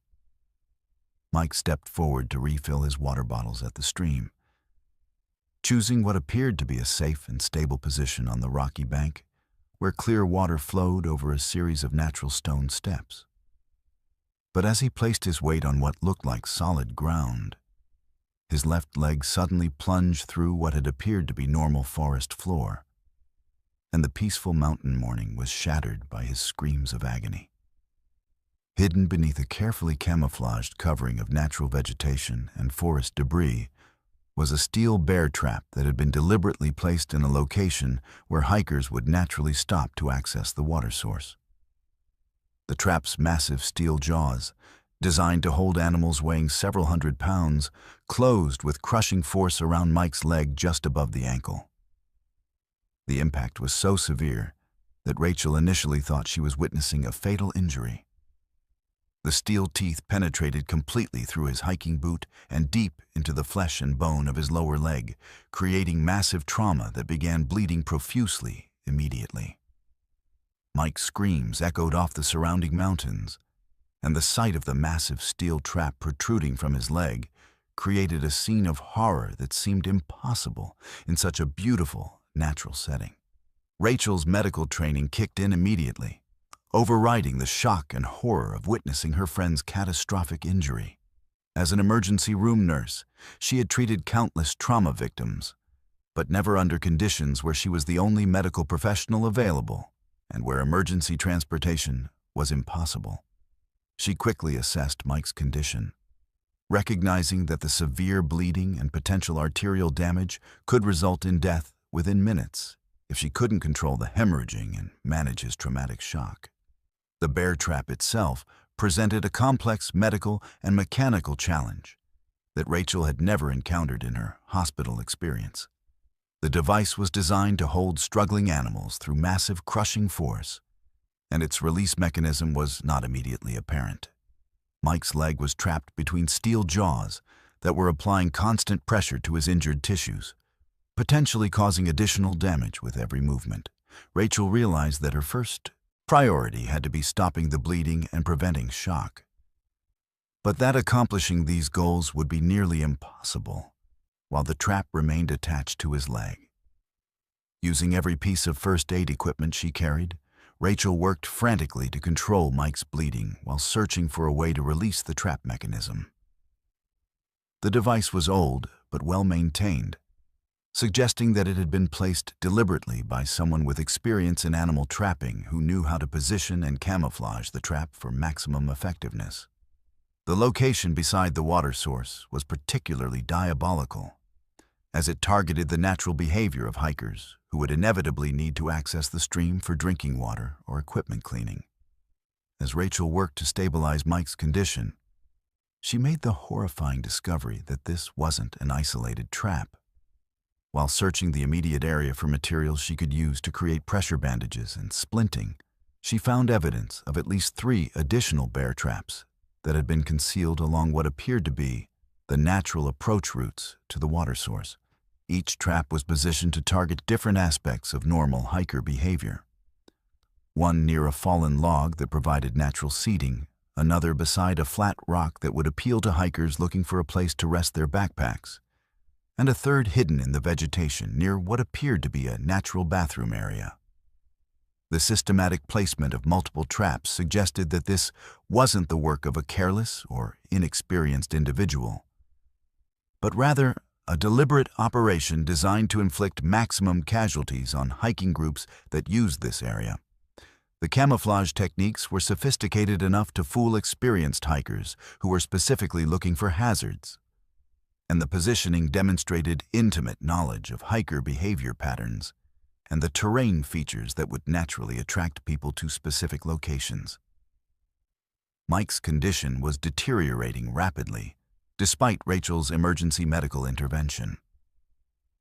The crushing trauma from the bear trap had damaged blood vessels, nerves, and bone structures in ways that required immediate surgical intervention that was impossible to provide in their remote wilderness location.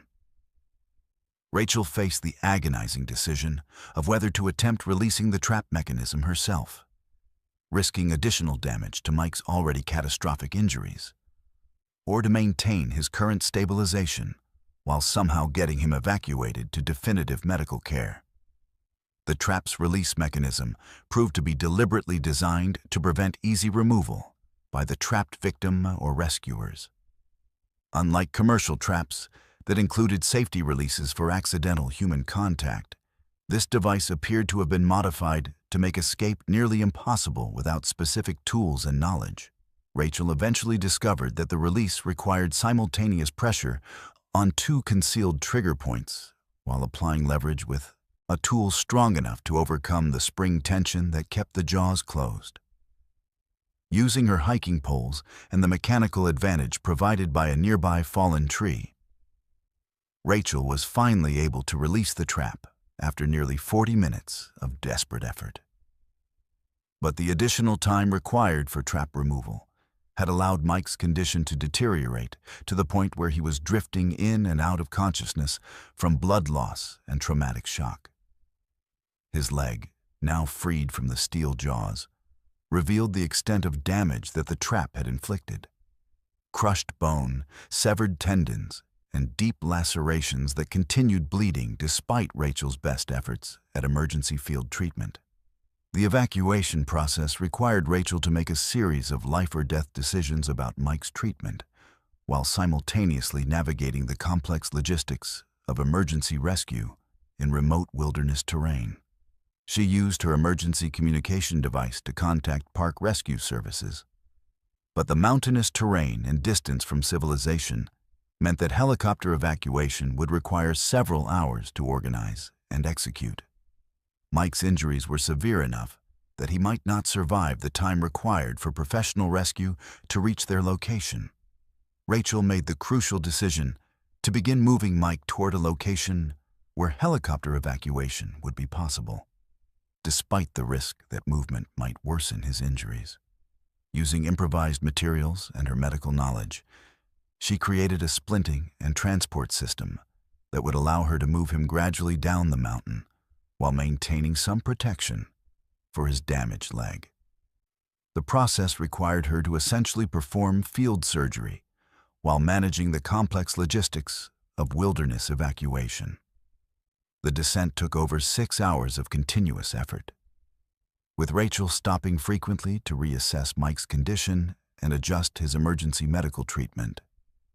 Several times during the evacuation, his vital signs deteriorated to the point where she believed he was dying. But her persistent medical intervention and determination kept him stable enough to continue toward rescue. The combination of high-altitude conditions, difficult terrain, and the constant stress of managing a critically injured patient tested Rachel's physical and emotional limits beyond anything she had experienced in her professional medical career. When the park rescue helicopter finally reached them at a location where evacuation was possible, Mike was barely conscious and had lost a dangerous amount of blood.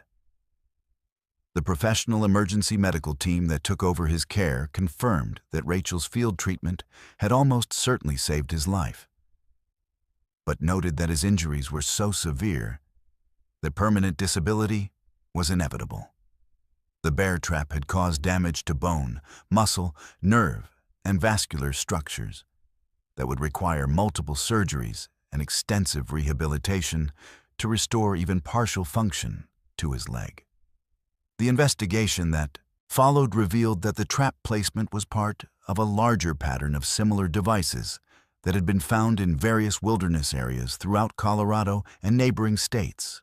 Law enforcement officials discovered evidence of an organized effort to place concealed traps in popular hiking areas, apparently motivated by anti-government ideology and hatred of federal land use policies. The individuals responsible viewed outdoor recreationists as symbols of government overreach and had chosen to express their extremist beliefs through terrorist attacks designed to maim and kill innocent hikers. The sophisticated nature of the trap placement and camouflage suggested that the perpetrators possessed extensive knowledge of both wilderness areas and hiker behavior patterns. They had invested significant time and resources in developing techniques that could consistently fool experienced outdoor enthusiasts. And they had chosen locations that would maximize casualties while minimizing the risk of detection by law enforcement. The systematic nature of their operation indicated that multiple individuals were involved, and that they had been conducting their terrorist activities for an extended period. For Rachel, the experience fundamentally changed her relationship with wilderness recreation and her understanding of the threats that outdoor enthusiasts might face in remote areas.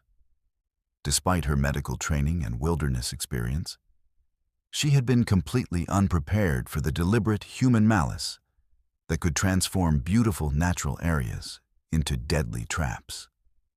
The realization that organized groups were actively working to harm innocent hikers challenged her basic assumptions about wilderness safety and the motivations of people who might be encountered in remote areas. Mike's injuries ended his hiking career and required over 2 years of medical treatment and rehabilitation. The physical trauma was compounded by psychological effects that made it impossible for him to return to wilderness environments where similar threats might exist. His experience serves as a stark reminder that the wilderness can harbor not just natural hazards, but deliberate human threats that are designed specifically to exploit the trust and vulnerability of people who seek peace and recreation in remote natural areas. The case highlights a particularly insidious category of wilderness terrorism, where extremist individuals use their knowledge of outdoor recreation patterns to target innocent people who represent ideologies or government policies they oppose. Unlike random violence or criminal activity motivated by profit, these trap placements represent calculated attacks designed to send political messages through the maiming and killing of recreational users of public lands. The sophisticated planning and execution required for these operations demonstrate that wilderness terrorism can be carried out by individuals with advanced technical skills and intimate knowledge of both natural environments and human behavior patterns. For anyone engaging in wilderness recreation, this story demonstrates that even the most beautiful and apparently safe natural areas can harbor deadly threats that have been deliberately created by people who view outdoor enthusiasts as legitimate targets for terrorist attacks. The systematic nature of these trap placements and the sophisticated techniques used to conceal them suggest that this threat will continue to evolve as extremist groups develop new methods for attacking the public use of federal lands and wilderness areas. Let's move to our 9th story. Sometimes the most terrifying wilderness encounters involve the deliberate weaponization of natural disasters by human predators who use environmental catastrophes as hunting tools to trap and eliminate their victims.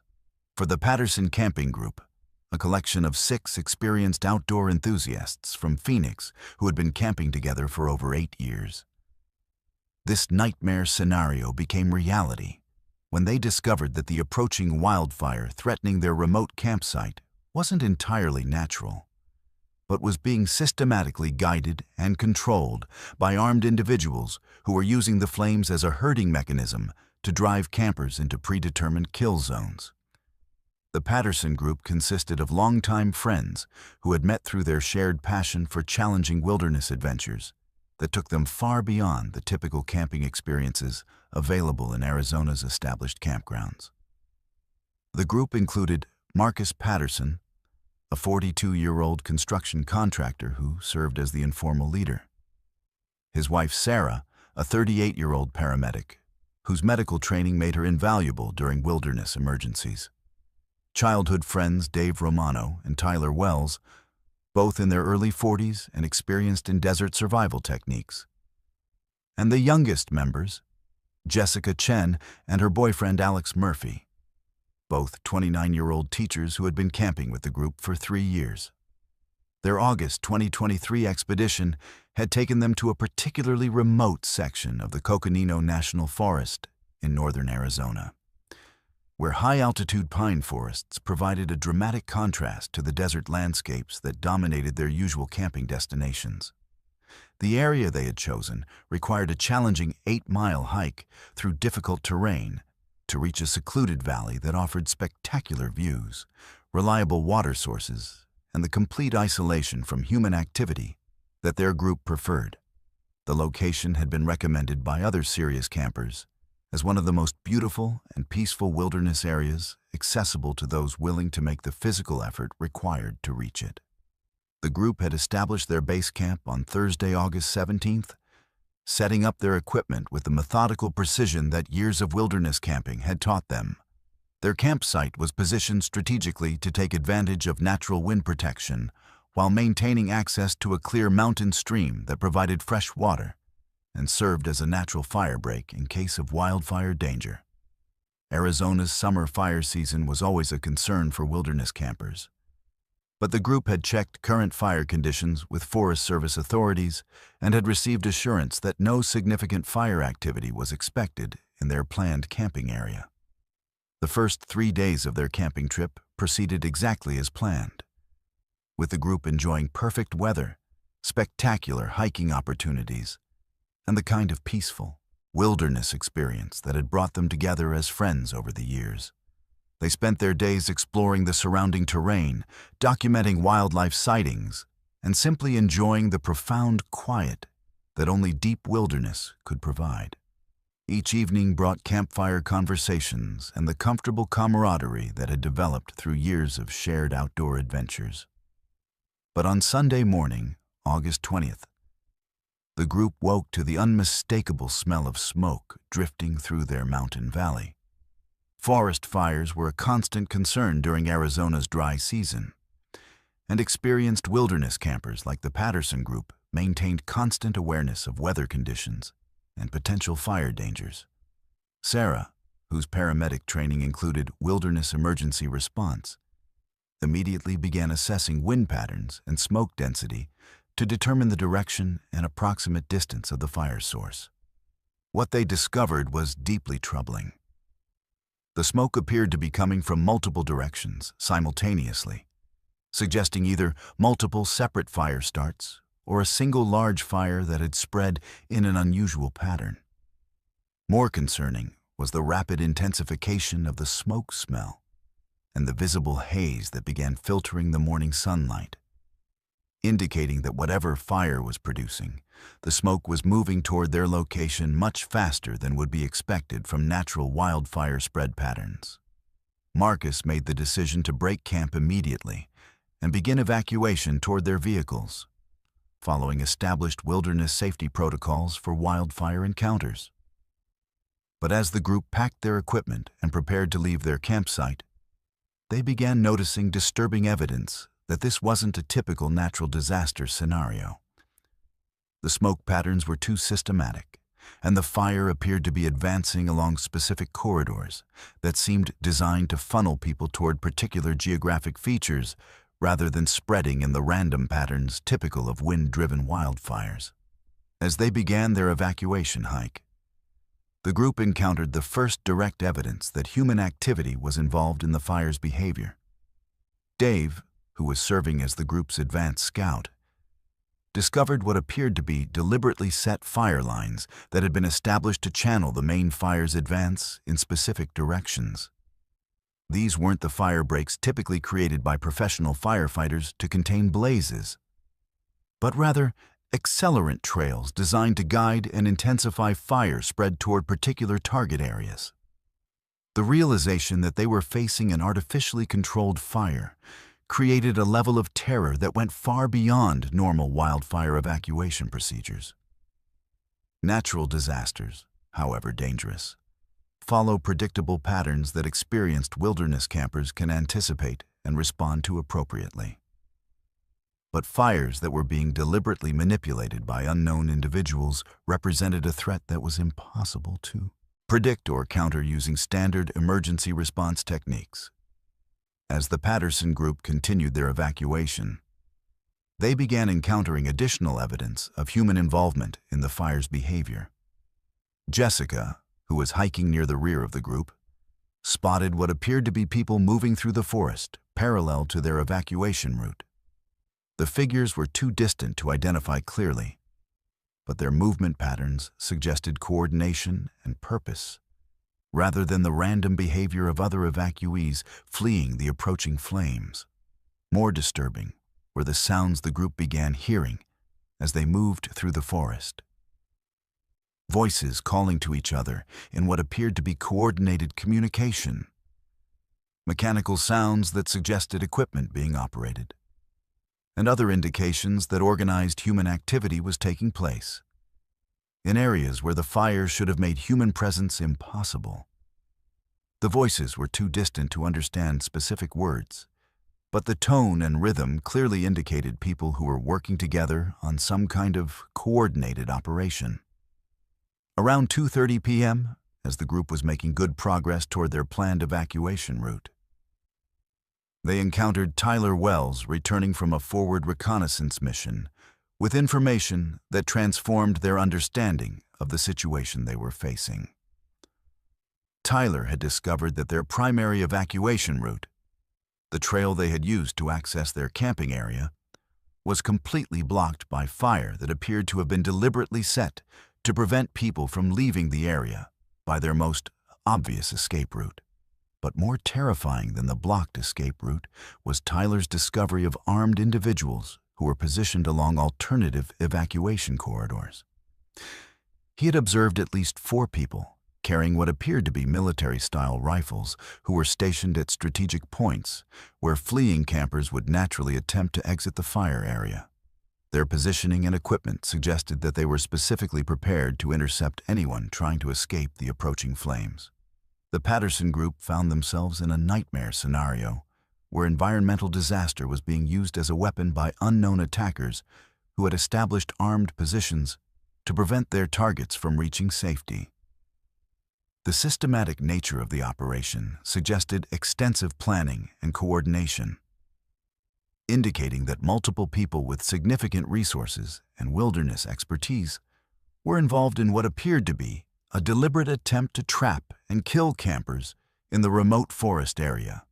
Sarah's medical training and emergency response experience helped the group analyze their situation and develop survival strategies that went beyond normal wildfire evacuation procedures.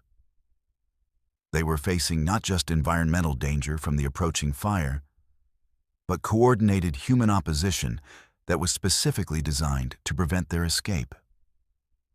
The combination of natural disaster with armed human predators created a tactical situation that required military-style thinking rather than conventional wilderness survival techniques.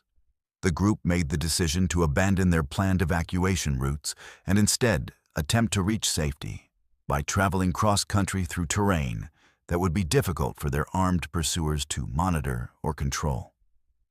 This decision required them to move through areas where the fire danger was higher, but where they would be less likely to encounter the human threats that had been positioned along established trails and natural travel corridors. The cross-country evacuation became a survival exercise that combined wilderness navigation skills with tactical awareness and evasion techniques that none of the group members had ever expected to need during recreational camping. They had to move quickly enough to stay ahead of the advancing fire, while remaining quiet enough to avoid detection by the armed individuals who were clearly searching for evacuees throughout the forest area. During their evasion movement, the group discovered additional evidence of the systematic nature of the operation they were facing. Marcus found what appeared to be a coordination station, where maps had been posted showing fire spread patterns, escape route locations, and what looked like planned interception points for fleeing campers. The maps were marked with symbols and notations that suggested military-style planning and indicated that the Patterson group wasn't the only target of this operation. Most disturbing was the discovery of personal items that appeared to belong to other campers. Backpacks, camping equipment, and identification documents that suggested other wilderness visitors had already been intercepted by the armed individuals operating in the fire area. The systematic collection and organization of these items indicated that multiple camping groups had been targeted, and the fate of these other campers remained unknown. The Patterson group's evacuation required over 8 hours of continuous movement through burning forest, during which they were repeatedly forced to change direction to avoid both advancing flames and the armed searchers who were systematically checking potential escape routes. Sarah's medical training proved essential when Alex suffered smoke inhalation severe enough to impair his ability to travel, requiring emergency field treatment that had to be administered while the group remained hidden from their pursuers. The psychological pressure of being hunted through a burning forest created stress levels that tested the group's ability to make rational decisions and maintain the teamwork necessary for survival. The constant threat of discovery by armed individuals, combined with the immediate physical danger from the advancing wildfire, created a situation where every decision could result in death and where there were no truly safe options for continued movement. When the Patterson group finally reached their vehicles around 11 p.m., they discovered that other cars belonging to different camping groups had been vandalized in ways designed to prevent evacuation. Tires had been slashed, engine components had been sabotaged, and fuel tanks had been drained, indicating that the operation included systematic efforts to trap victims in the wilderness area, even if they managed to avoid the fire and reach the parking areas. The group was eventually able to escape using Marcus's truck, which had been parked in a concealed location that the vandals had apparently missed. But their ordeal wasn't over. During their drive to safety, they encountered additional evidence of the coordinated nature of the operation, including roadblocks that appeared to be designed to intercept fleeing campers and what looked like observation posts positioned to monitor evacuation routes. When the Patterson Group reached law enforcement authorities and reported their experience, they discovered that their encounter was part of a larger pattern of suspicious fire activity and missing campers that had been occurring throughout the summer in various wilderness areas across the southwestern United States. Investigation revealed that organized groups were using wildfire as a cover for operations that appeared to combine extremist ideology with systematic violence against recreational users of public lands. The sophistication of the fire control techniques and the military-style coordination observed by the Patterson Group suggested that the perpetrators included individuals with professional firefighting or military experience who had perverted their specialized knowledge to create weapons rather than provide protection. The systematic nature of their operations and their obvious success in controlling fire behavior indicated that they had been developing and refining these techniques over an extended period.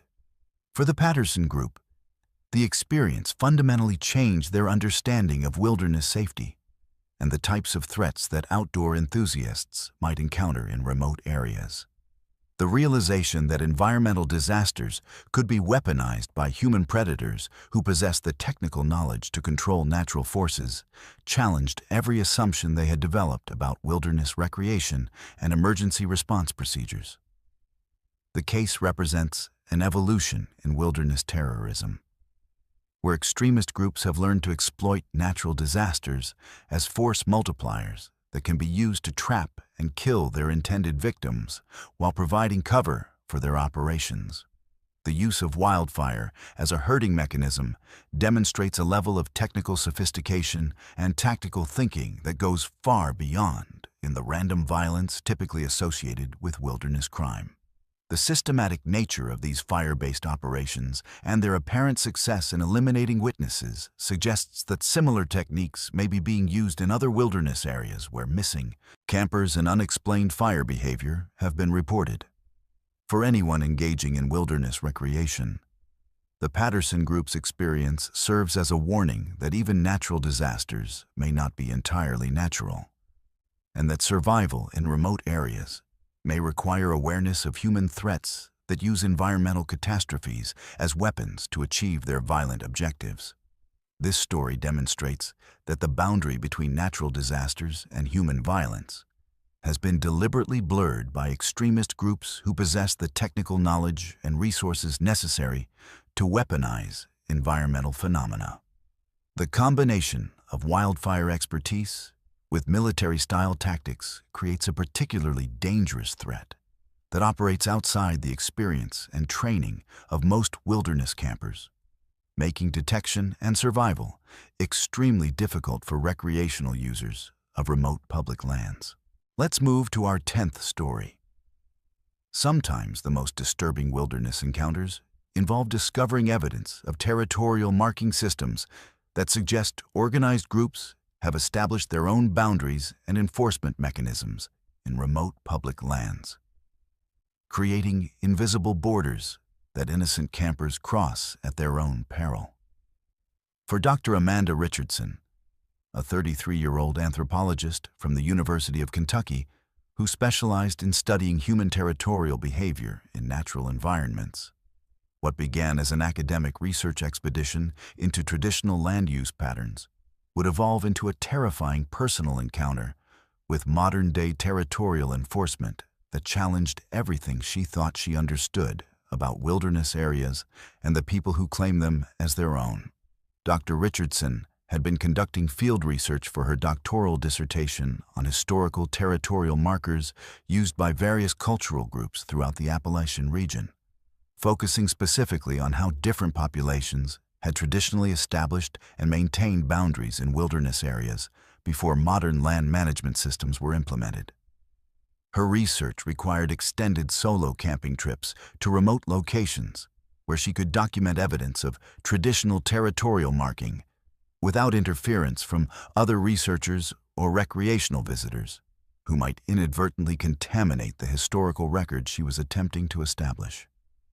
The specific area that had attracted Dr. Richardson's attention was a remote section of the Daniel Boone National Forest in eastern Kentucky, where historical records suggested multiple cultural groups had established overlapping territorial claims over several centuries.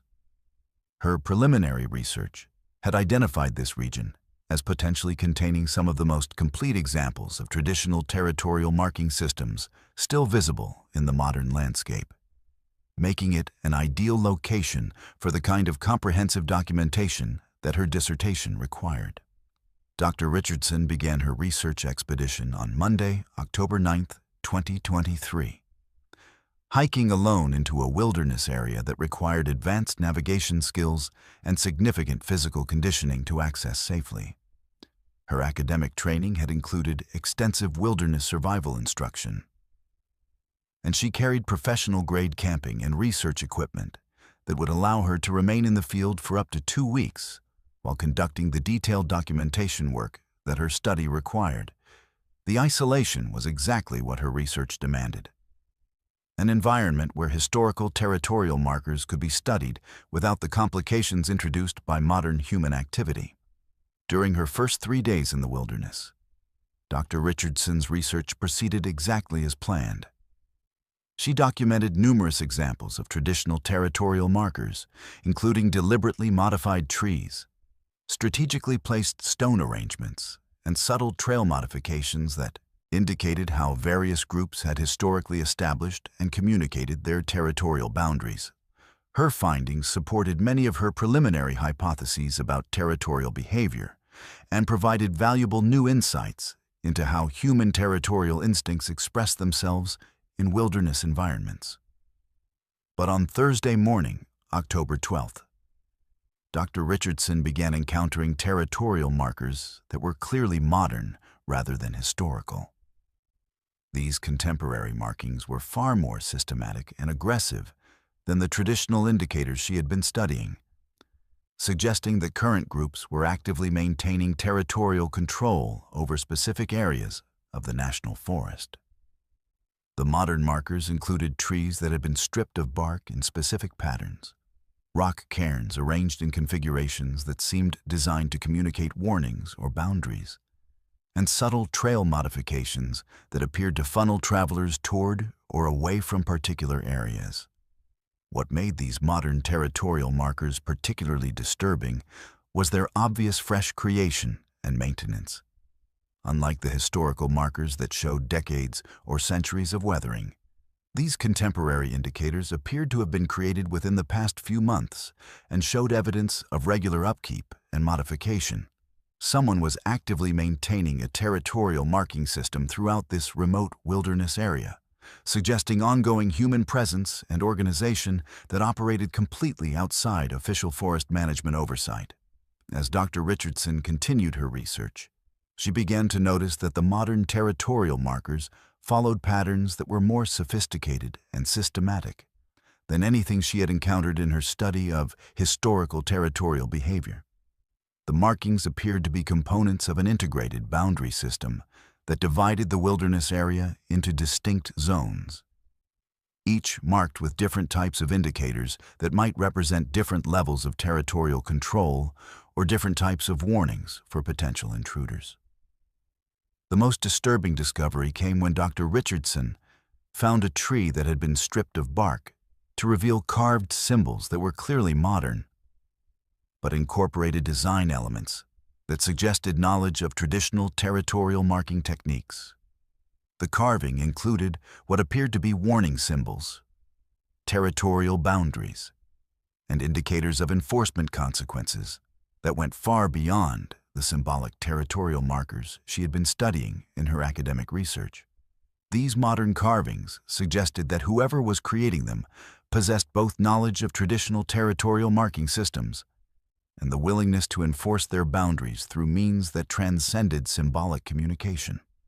On Friday afternoon, Dr. Richardson encountered the first direct evidence that her presence in the area had been detected by whoever was maintaining the territorial marking system. While documenting a particularly elaborate stone arrangement that appeared to mark a major territorial boundary, she discovered that someone had recently disturbed her previous research sites. Her carefully arranged documentation equipment had been moved, her research markers had been removed, and her campsite showed evidence of systematic searching that indicated professional-level surveillance capabilities.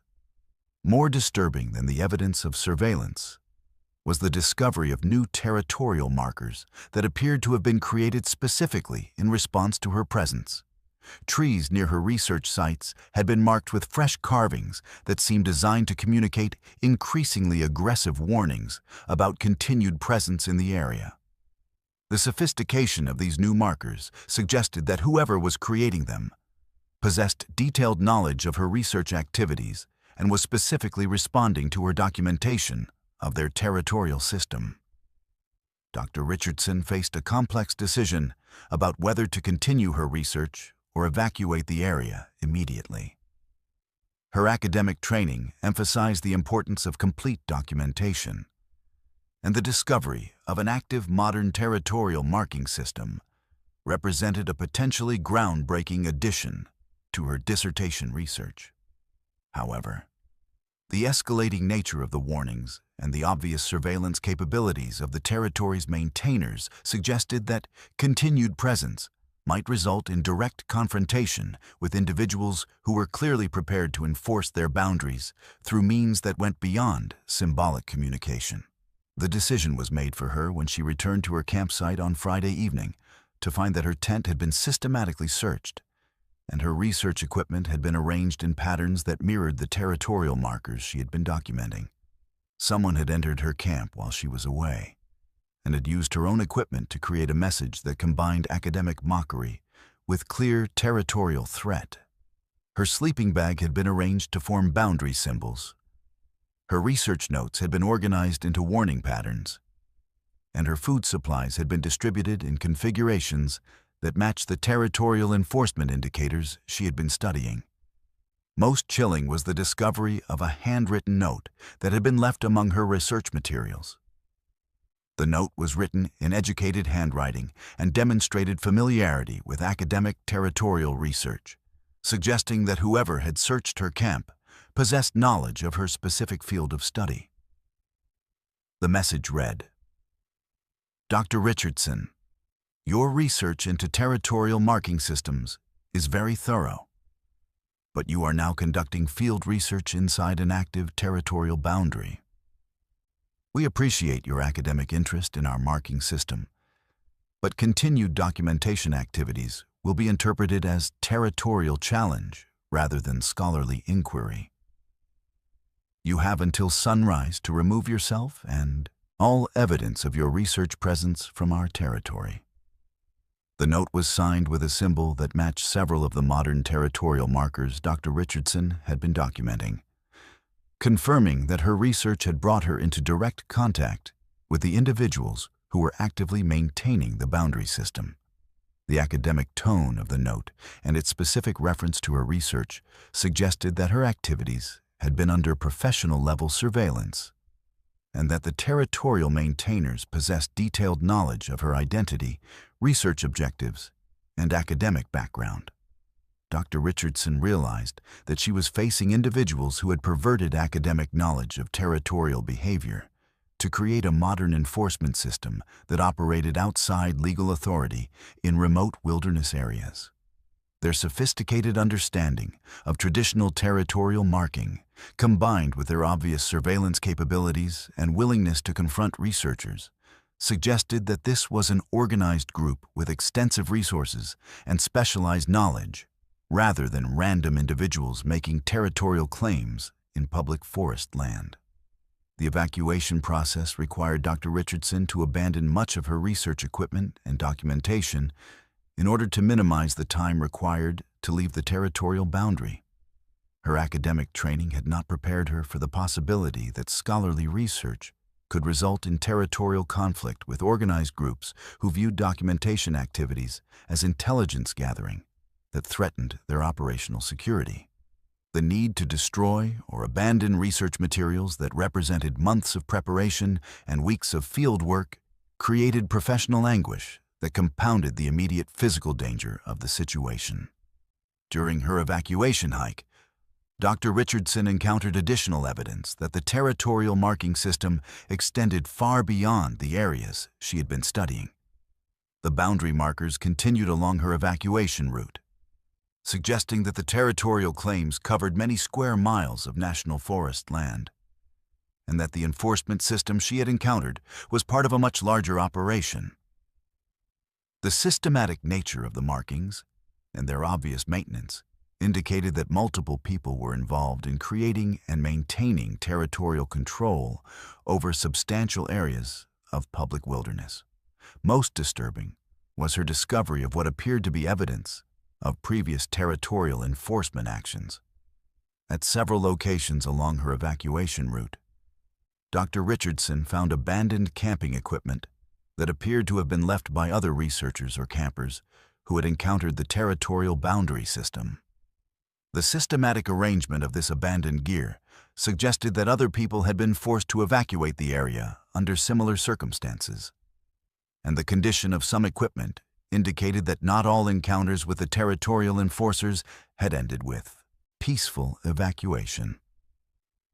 When Dr. Richardson reached her vehicle and drove to the nearest Forest Service station to report her encounter, she discovered that her experience represented part of a larger pattern of territorial enforcement activity that had been occurring throughout the region for several years.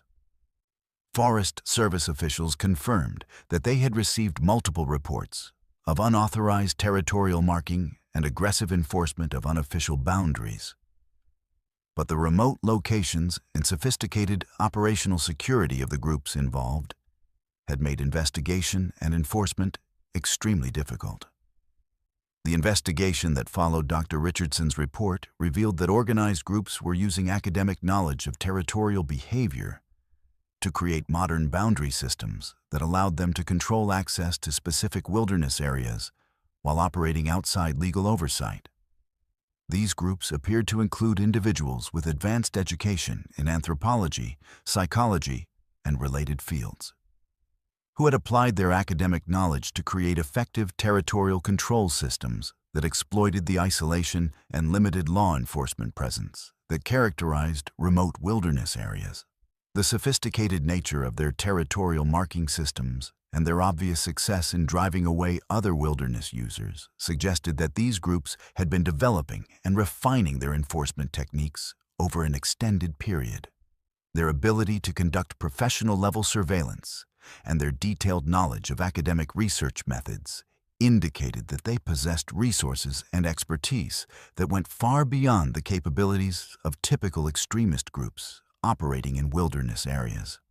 For Dr. Richardson, the encounter fundamentally changed her understanding of how academic knowledge could be weaponized by organized groups seeking to establish territorial control in areas where traditional law enforcement was ineffective.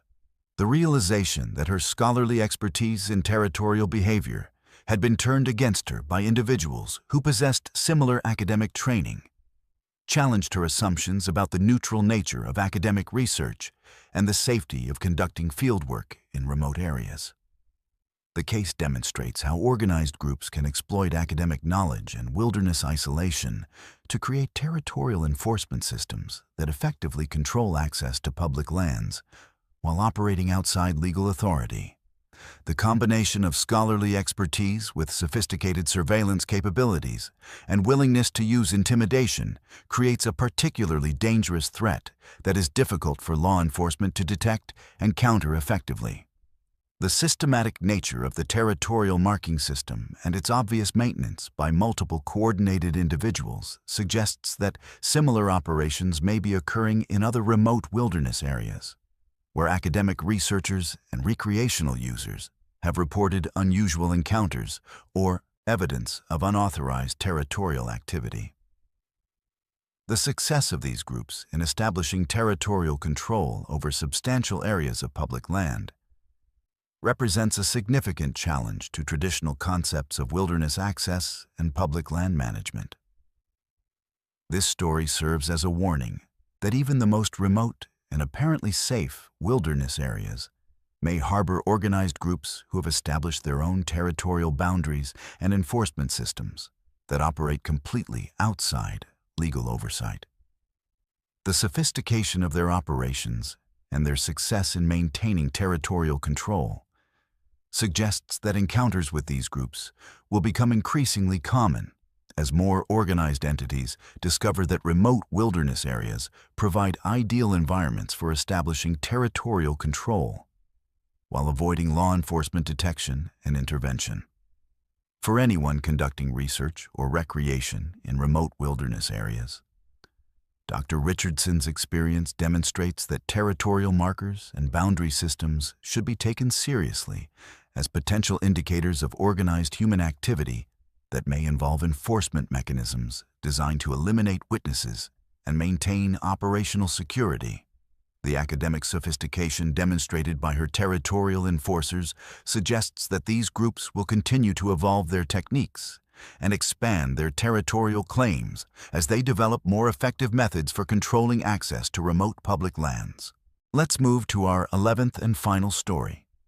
The most chilling wilderness encounters often involve discovering patterns that suggest multiple disappearances aren't random accidents, but rather the systematic work of organized predators who have perfected techniques for making campers vanish without a trace.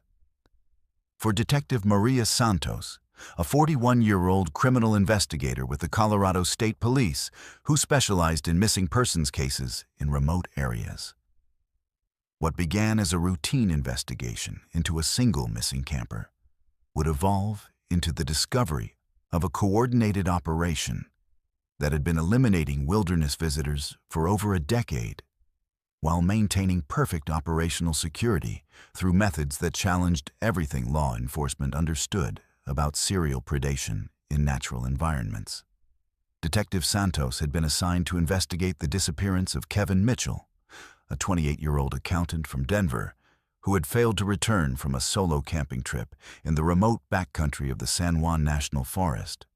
Mitchell was an experienced outdoor enthusiast who followed established safety protocols, maintained regular contact with family members, and carried emergency communication equipment that should have allowed him to call for help if he encountered difficulties. His failure to check in at his scheduled time, combined with the discovery of his abandoned vehicle at a trailhead, had triggered a search and rescue operation that had found no trace of Mitchell or his camping equipment, despite intensive efforts by professional search teams. What made Mitchell's disappearance particularly puzzling was the complete absence of evidence at his last known location. Search teams had located his vehicle, which showed no signs of forced entry or struggle, but had found no camping equipment, trail markers, or other indicators that would normally help establish a missing person's direction of travel or intended destination.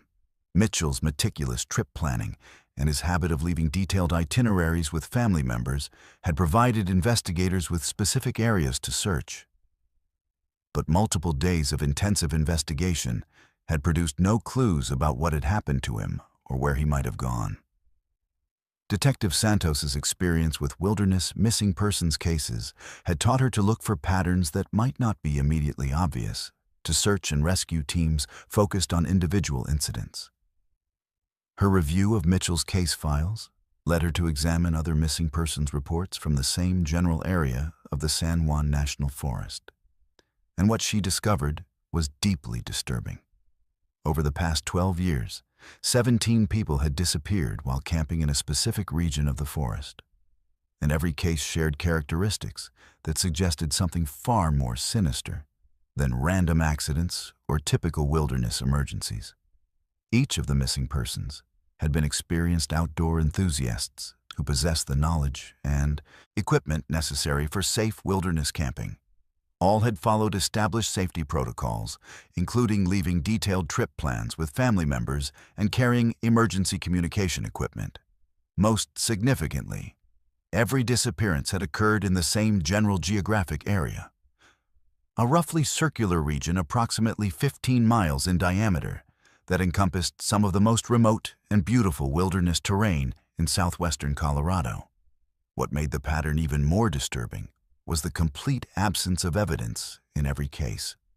Despite intensive search efforts involving professional teams, trained volunteers, and sophisticated detection equipment, investigators had never found a single piece of camping equipment, personal belongings, or human remains that could be connected to any of the missing persons. The systematic absence of physical evidence suggested either that the missing persons had been transported far from their intended camping areas, or that someone with extensive wilderness knowledge was specifically removing all traces of their presence. Detective Santos began conducting detailed interviews with family members and friends of the missing persons, looking for connections or patterns that might explain why these particular individuals had been targeted. What she discovered was that several of the victims had been researching or documenting the same general area of the San Juan National Forest, either as part of academic research projects, wildlife photography expeditions, or personal interest in historical sites located within the region where the disappearances had occurred. More significantly, several family members reported that their missing relatives had mentioned encounters with territorial locals, or unfriendly residents, during previous camping trips to the area. These reports suggested that organized groups had established some form of territorial control over the region and were systematically eliminating anyone who might document their activities or report their presence to authorities. The sophisticated nature of the evidence removal and the long time span over which the disappearances had occurred indicated that this was an organized operation with extensive resources and detailed knowledge of law enforcement investigation techniques. Detective Santos's investigation revealed that several of the missing persons had been conducting activities that might have made them particularly threatening to groups seeking to maintain operational security in remote areas. 3 victims had been graduate students conducting research that required systematic documentation of wilderness areas. 2 had been wildlife photographers whose work involved creating detailed photographic records of remote locations. 4 had been serious hikers who maintained detailed journals and GPS records of their wilderness travels that would have created permanent documentation of their routes and observations. The pattern suggested that the missing persons hadn't been selected randomly, but had been specifically targeted because their activities posed particular threats to groups who needed to maintain complete control over information about specific wilderness areas. The systematic nature of the targeting and the obvious success of the operation in eliminating witnesses indicated that the perpetrators possessed detailed intelligence about their victims' activities and had developed sophisticated methods for intercepting people in remote locations while leaving no evidence of their actions. Detective Santos made the crucial decision to conduct covert surveillance of the area where the disappearances had occurred, using techniques that would allow her to observe activities without alerting potential suspects to law enforcement interest. Working with federal authorities who could provide specialized equipment and coordination, she established observation posts that covered the main access routes to the region, while maintaining the kind of professional surveillance protocols that would be necessary to document criminal activity without compromising the safety of investigating officers. The surveillance operation revealed systematic human activity throughout the region that was far more extensive and organized than anything Detective Santos had expected to discover. Multiple groups of armed individuals were maintaining regular patrols throughout the area, operating sophisticated communication networks, and conducting what appeared to be military-style training exercises in remote wilderness locations. Most significantly, these groups were systematically monitoring and intercepting anyone who attempted to access specific areas within their territorial boundaries. Detective Santos observed several instances where armed groups intercepted individual campers or small hiking parties who had entered the monitored region. The interceptions followed consistent patterns that suggested extensive training and coordination.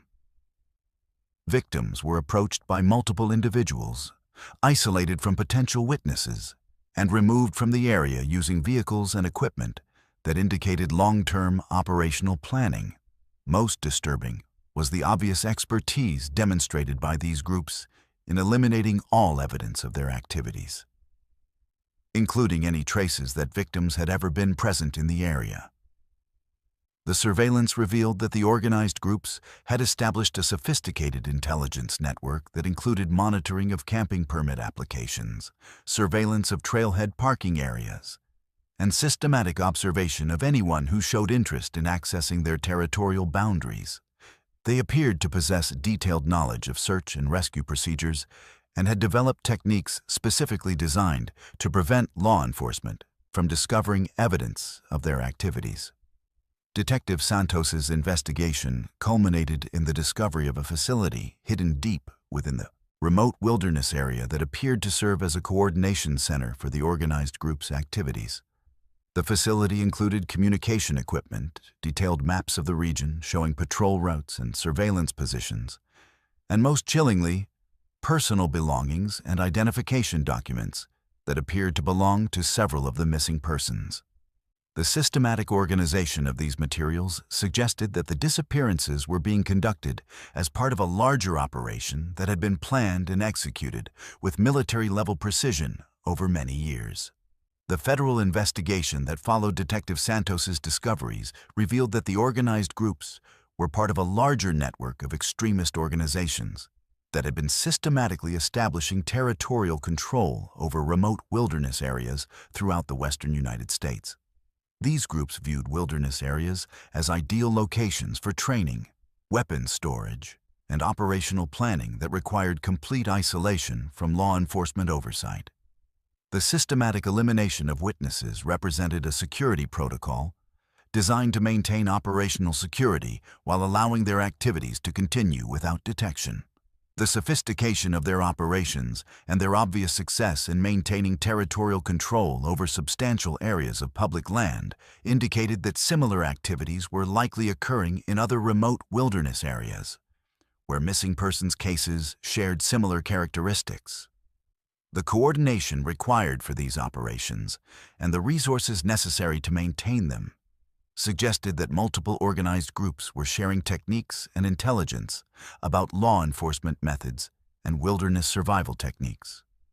The investigation ultimately led to the arrests of over 30 individuals connected to the Wilderness Territorial Enforcement Network, though many of the missing persons were never recovered, and their exact fates remain unknown.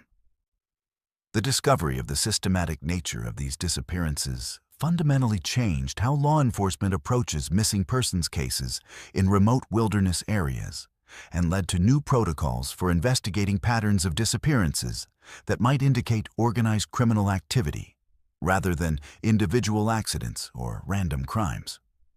For Detective Santos, the investigation revealed that America's most remote wilderness areas had become operational territories for organized extremist groups who possessed the resources and expertise necessary to eliminate witnesses while maintaining perfect operational security. The realization that public lands were being systematically controlled by criminal organizations that could make people disappear without leaving any trace challenged fundamental assumptions about wilderness safety and public land accessibility. The case demonstrates that the isolation and limited law enforcement presence that characterize remote wilderness areas can provide perfect operational environments for organized groups seeking to establish territorial control, while eliminating anyone who might threaten their security. The systematic nature of these operations and their obvious success in preventing detection suggests that wilderness-based organized crime represents a significant and growing threat that operates outside the experience and training of most law enforcement agencies. Now, here's something I need you to understand, and this is crucial. These 11 stories aren't just entertainment. They're warnings based on real documented cases that prove the wilderness can harbor threats that go far beyond wild animals or natural disasters. Every single account I've shared represents patterns that law enforcement has identified in missing persons cases, territorial enforcement operations, and organized criminal activity in remote areas across America. If you're planning your next camping trip, don't let these stories stop you from experiencing the incredible beauty and peace that wilderness areas can provide. But let them make you smarter, more prepared, and more aware of the human threats that can turn a peaceful retreat into a fight for survival. Travel in groups when possible. Inform multiple people of your exact plans and expected return times. Carry emergency communication devices, and most importantly, trust your instincts when something feels wrong. The wilderness doesn't have to be dangerous, but ignoring the reality of these threats makes you vulnerable to people who are counting on your assumptions about safety and isolation. These predators exist. They're organized, and they're active in areas where you might be planning your next adventure. Stay safe out there. Stay alert. And remember that sometimes the most beautiful places hide the darkest secrets. If these stories have opened your eyes to threats you never considered, then they've served their purpose. And if you've experienced anything similar to what you've heard tonight, you're not alone, and your story might help save someone else's life. This is Verified Fears, reminding you that knowledge is your best defense against the unknown. Subscribe if these stories have changed how you think about wilderness safety, because the truth is always more terrifying than fiction. But it's also what keeps you alive. Until next time, trust your fears. They might just save your life.